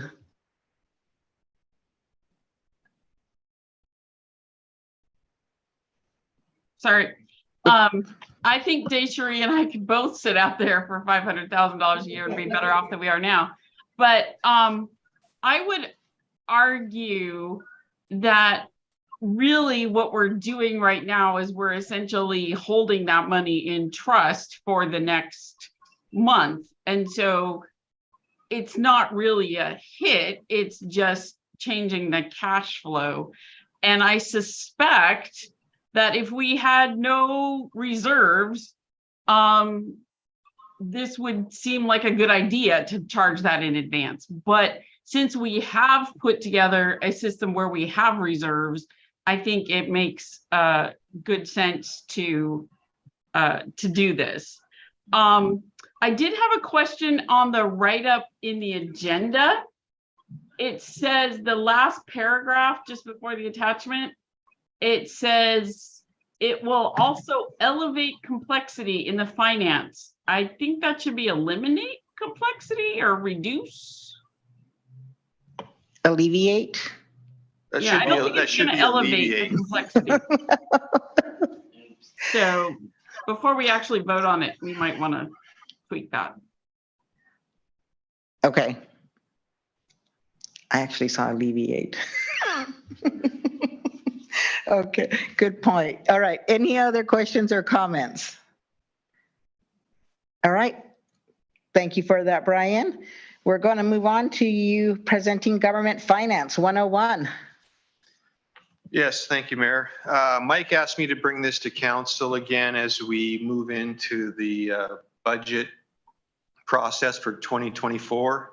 And just to go over this, I presented this about a year ago, and we'll go through it again briefly, maybe a little quicker than last year, because now that you are all experts on government finance, we can. So as you are aware, we operate as a government entity, which is different from a profit business. We're not in this to make a profit. We're required legally to operate under a certain structure. And definitely our government activities are resource driven by budgets. Whereas, you know, for-profit businesses, resources are driven by the free market on their decisions to purchase a product or not. Governments are the provider of services that are not based on fees for service, although some activities are operated like our public utilities. Next slide, please. So, oh, I have a different, sorry, next slide. So our financial statement users are citizens, taxpayers, creditors, legislative bodies, grantors, our management. I also should include council in there, and also rating agencies that look at our bond ratings. Next slide. We operate on their principle of general accepted accounting principles. That's common standards and procedures set by policy boards used to record and report accounting information and compile financial statements, and with which the state auditor office audits our statements. So within the state of Washington, the only state in the United States that allows cash basis financial reporting. So that's what we do at our city, is we operate under a cash system. That means we don't really have a balance sheet. It's all based on cash going out the door and cash coming in.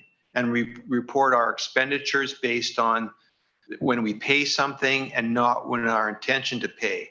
Under accrual system, if you did an order to buy something, you would create an accounts payable. And then you'd recognize that accounts payable as a commitment on your financial statements. Whereas a cash basis government, we record stuff strictly on when it's paid or when we receive the cash. So completely different from accrual. There's some advantages and disadvantages to that. It's for a cash basis, it's easy to understand. It's easy to process. The financial systems are a lot easier to prepare. And what you'll find in smaller cities in Washington State is that a lot of the people preparing this information are not, necessarily CPAs or have accounting degrees. They've just been shown how to do stuff. So really the systems are designed to handle cash-based transactions. And our previous system, Bias or Springbrook, was really designed to handle cash basis accounting. Part of the problem with not doing accrual is it's hard for you to track obligations. So your debt and your liabilities, what you owe in accounts payable, what you've committed to, they're a lot harder to track or not tracked in a cash basis system. Although our new system of Springbrook is really an accrual-based system that they've modified to work with a cash basis. So technically, we have somewhat of a balance sheet now that we can track some level of information of our debts and our assets. Next slide, please. So I talked about a few of these already, but here's the advantages and disadvantages of cash basis reporting. It's easy to understand. It's a clear presentation of cash flows and what your available cash is. So really, when you look at a cash basis government entity, you can basically look at their bank account and tell you where they're at. Financial reporting that's easy aligned with budget. It's probably less costly for a systems perspective to have cash basis, and definitely less training for staff because they don't have to understand that whole balance sheet thing, like how stuff flows from income statement to balance sheet and back and forth. Disadvantages are it tends to have a short-term a view of your finances as opposed to a longer term, so where you're not showing that debt and you're not showing your receivables and whatnot. You know, there's far less information there's non-cash assets, and there's not infrastructure, and changes in these assets aren't shown on the income on any of the financial reporting. Less information on liability and change in liability. And although we do provide some of that additional information to the state, they require us to report on what our liabilities are, but it's not part of our financial package that gets distributed. Next slide, please.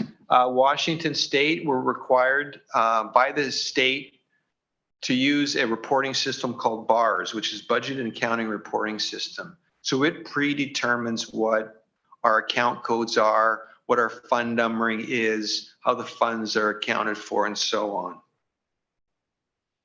But everybody within the state of Washington has to follow that BARS system, whether you're a cash basis or accrual basis.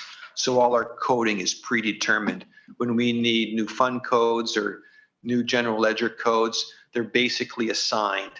And we have some options for some additional coding on the end of it. It allows us some flexibility. All government accounting is driven by a fund accounting. So everything is broken up into funds. There's legal requirements for it, but we do have some management judgment about as far as how the funds are set up. Currently, I think this is an old one. We have one more fund. So I believe we're operating 34 funds currently. I won't get into that large list of that large paragraph at the end, just really identifying how we break things up by funds. The next slide. Funds are basically broken down into three main areas. There's the governmental funds, which basically handle the general operations of government. The capital funds are included in there unless they're related to a utility. Debt service funds, your permanent funds, and special revenue funds are all considered what we call government funds. For us, that's basically there's a sheet coming up that'll show you basically how they're broken down. And then we have proprietary funds, which are basically funds that operate as their own little, profit center. So our utilities are proprietary funds, and they're, water, sewer, storm, and ambulance are our proprietary funds. The thing about proprietary funds is that we're not allowed to transfer money from our government funds into our proprietary funds. You can lend the money, but you cannot directly transfer funds between the entities. And then the final group of fund is the fiduciary funds, and basically those are funds where the money's not ours. The money belongs to some other group or purpose other than operating the government, and we have a few of those fiduciary funds. The next slide gives a breakdown of what funds we have and how they're identified. So you can see on the top there, the 001 to 061, that's our governmental funds. We have special revenue funds next, for example, criminal justice fund, forfeited proceeds funds, hotel motel tax are in there. We have a couple debt service funds for our unlimited obligation bond. That's the bond for the Main Avenue that was done, that came up earlier. Commercial drive bond debt service fund is also in there. We have our capital funds, which, you know, you've seen and heard of, our REIT funds, CDBG, facilities maintenance reserve, our equipment reserve fund are all within those capital. And then we have the group of 400s there that are our proprietary funds, which all operate like our little businesses. Water, and then water's broken down into various components. There's basically a fund for operating, a fund for capital, and a fund for debt service.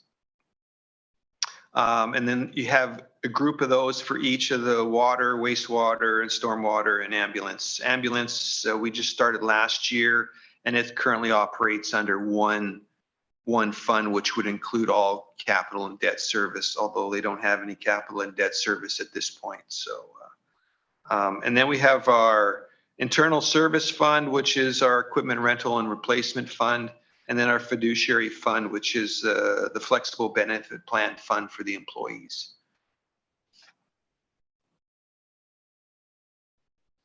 So next slide, please.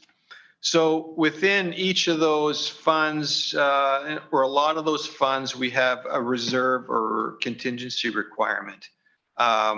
It's part of our overall financial management strategy and a key factor in external agency measurement of the city's financial strength.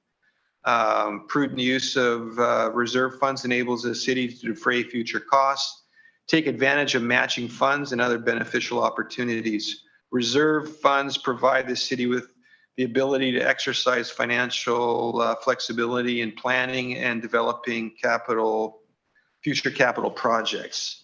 So we have our unreserved fund balance. It's the city's policy to maintain an unreserved fund balance with the operating funds. That's in our current expense.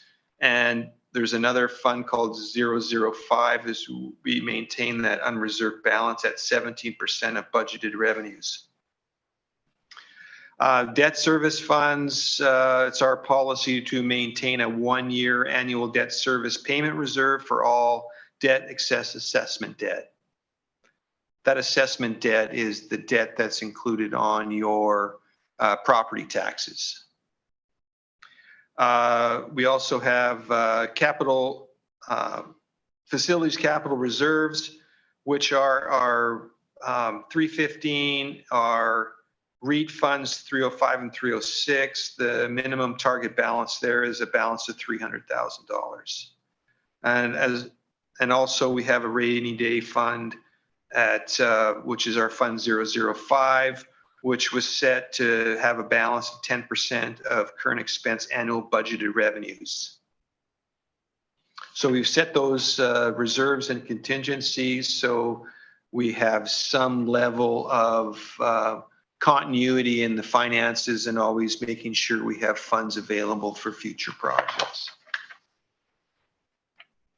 Now, the operating budget is probably the most important work product that is generated.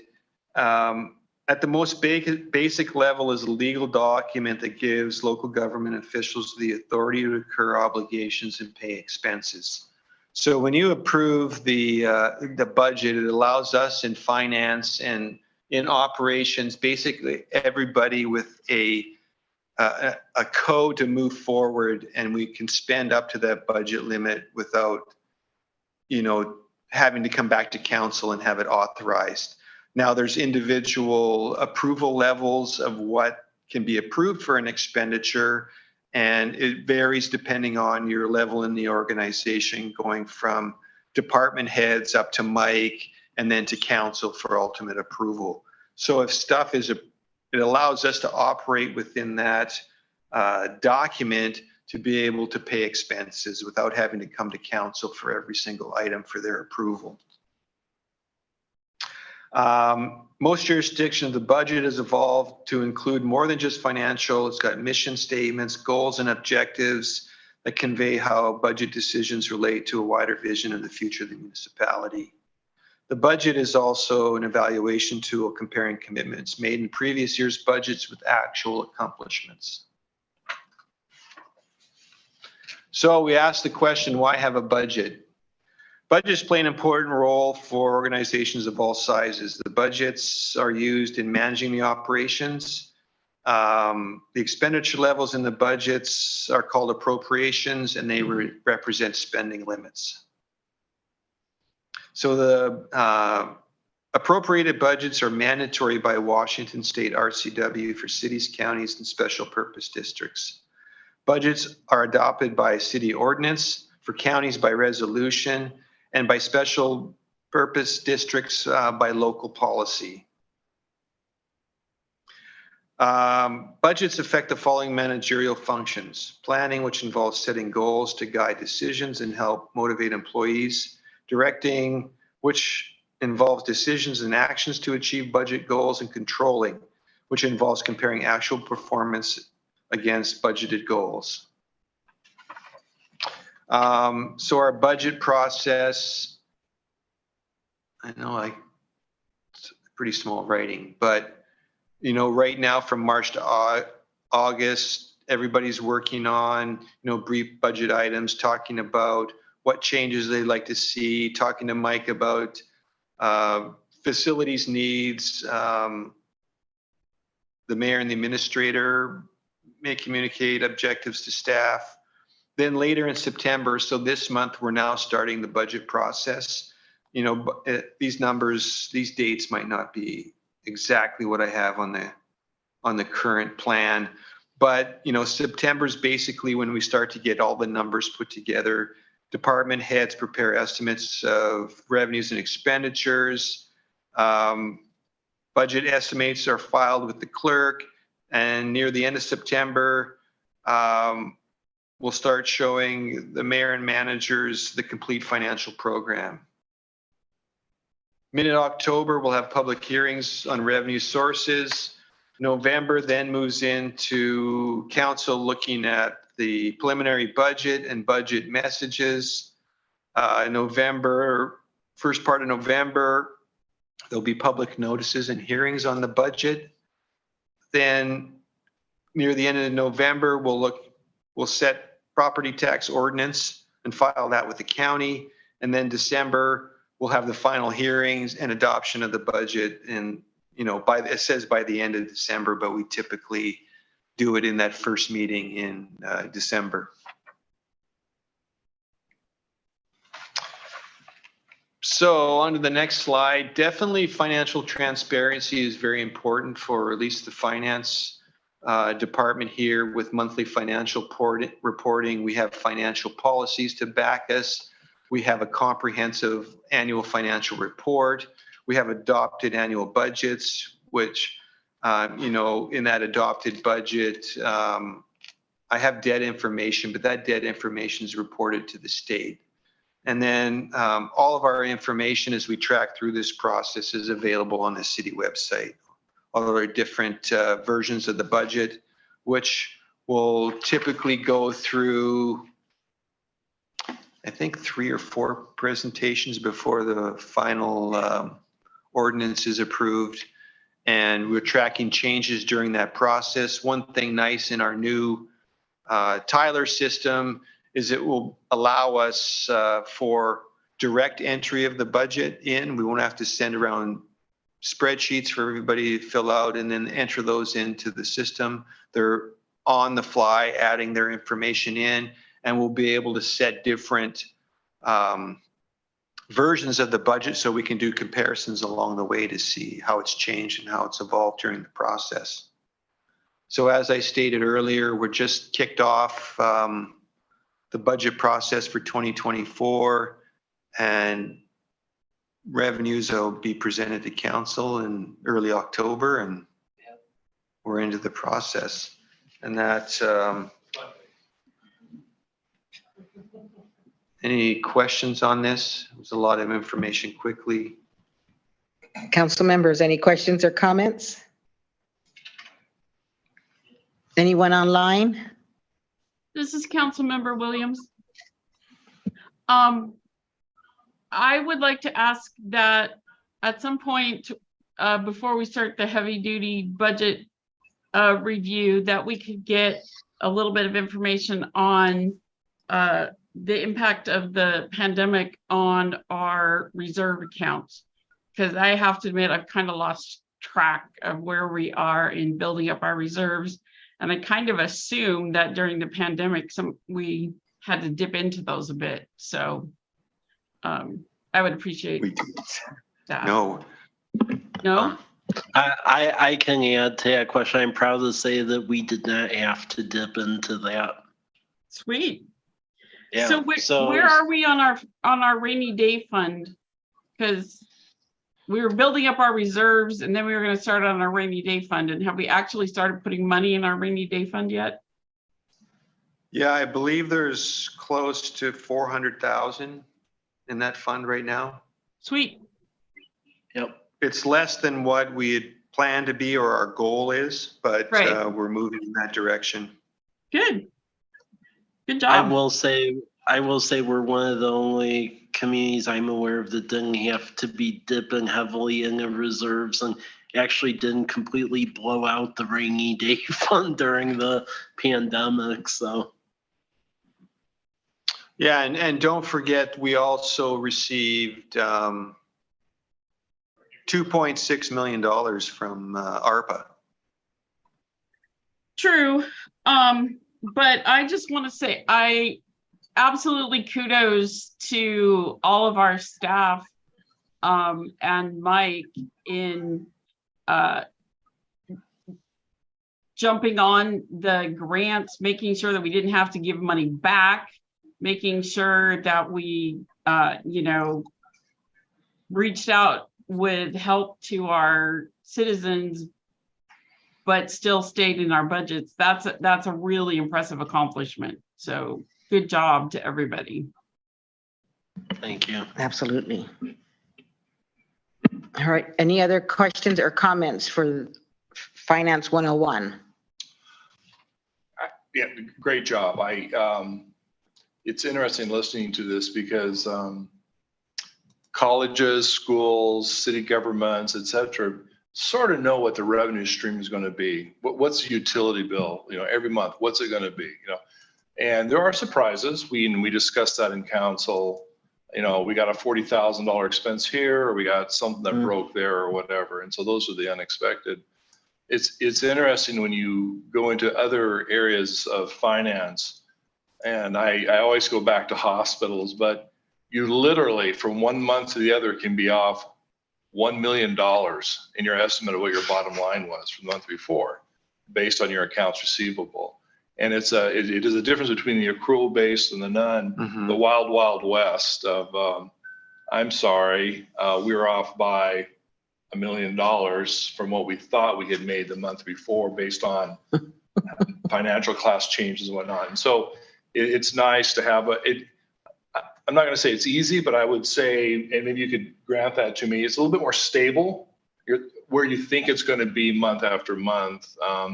There are always surprises, of course, but yeah, well, some of those, it's funded accounting, so yeah. Some of those revenues for the sales tax is variable, so we're not. Good point. But overall, I think we've been quite accurate in the budget. And yes, right. If you look at the end of the year numbers, we're pretty close to budget. Yeah, which is pretty phenomenal. But that means it's pretty steady. That's why I don't think we were impacted as much by the pandemic than some places. With our sales, with our sales tax, we still had Walmart and Home Depot going strong. Yeah. Well, so and I think that helped us out a lot.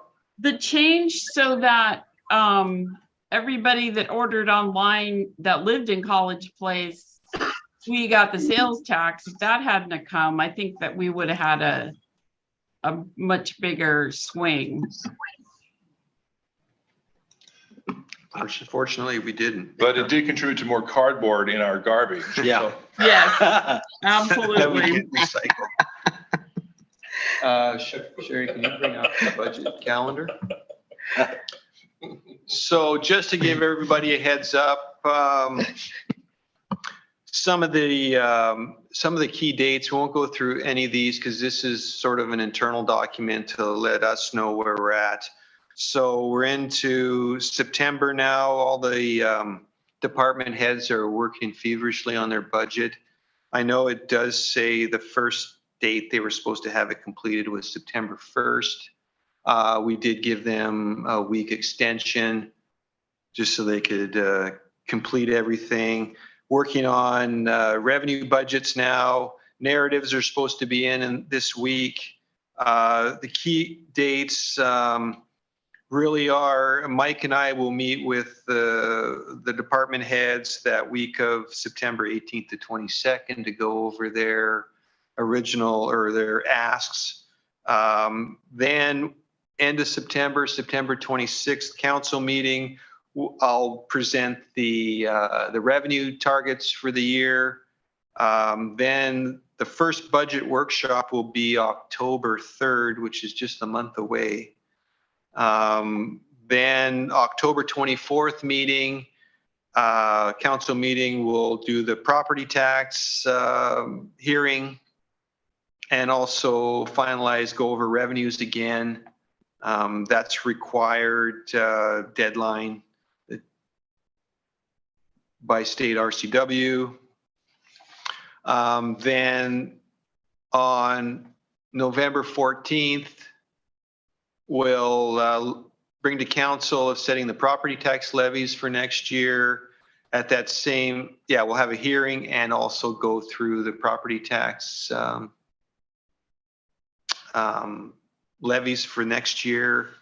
The next will, if needed, we'll have a budget review with finance committee. Typically, we've gone through this so many times with total council that we haven't required that budget review, and we haven't had significant changes between the prior presentation. But it's always an option, and it's on there if we need it. Final hearing for the budget will be on November 28th. Council meeting. Then we have the opportunity, if there's any changes after that, if needed, we'll bring it back to workshop on 12/5 and then bring it for adoption to council at the council meeting on December 12th. We have until the end of the year to adopt, but since that's typically our last council meeting, that's where we adopt it. So that's, in a nutshell, that's the budget schedule for this year. So, follow-up question. We've had discussions in the last year or so about a combined fire, safety, rescue. There was a book that was produced. Mike, where's that at? And then I guess the reason why I'm asking that, as far as capital expenses for fire and ambulance and and that type of stuff, is as we look forward, and we look at our budgets.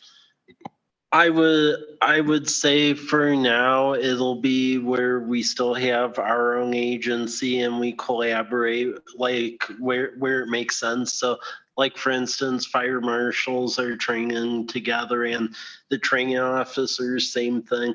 What it boils down to is, I would say, the revenue expense paradigm of other agencies is incongruent.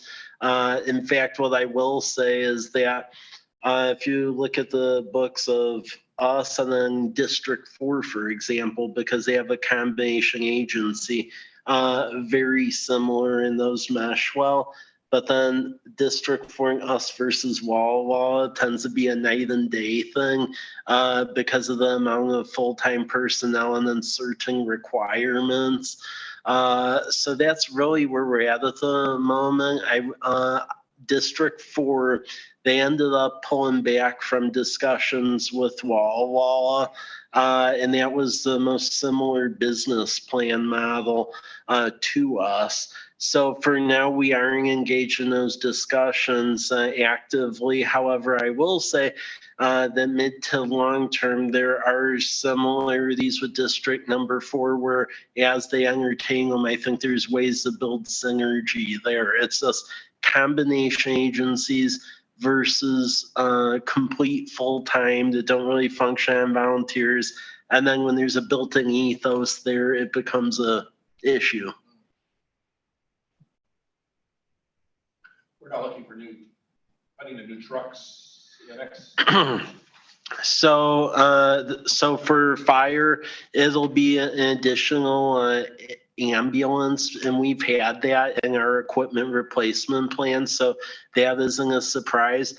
The fire truck that was due, we actually used our ARPA money to cover that, which was great because, to be perfectly candid, if the ARPA money wasn't around, that would end up being a councilmanic bond issue, but because historically it always has been here. But luckily we were able to utilize the American Rescue Plan money to cover that and square that up. So really it becomes an ambulance, and that was in the plan. Thanks, Mike. Yeah. All right. Any other questions on the finance? No. All right. Any other comments or questions for good of the order? All right. Hearing none, the meeting is concluded at 7:46 p.m.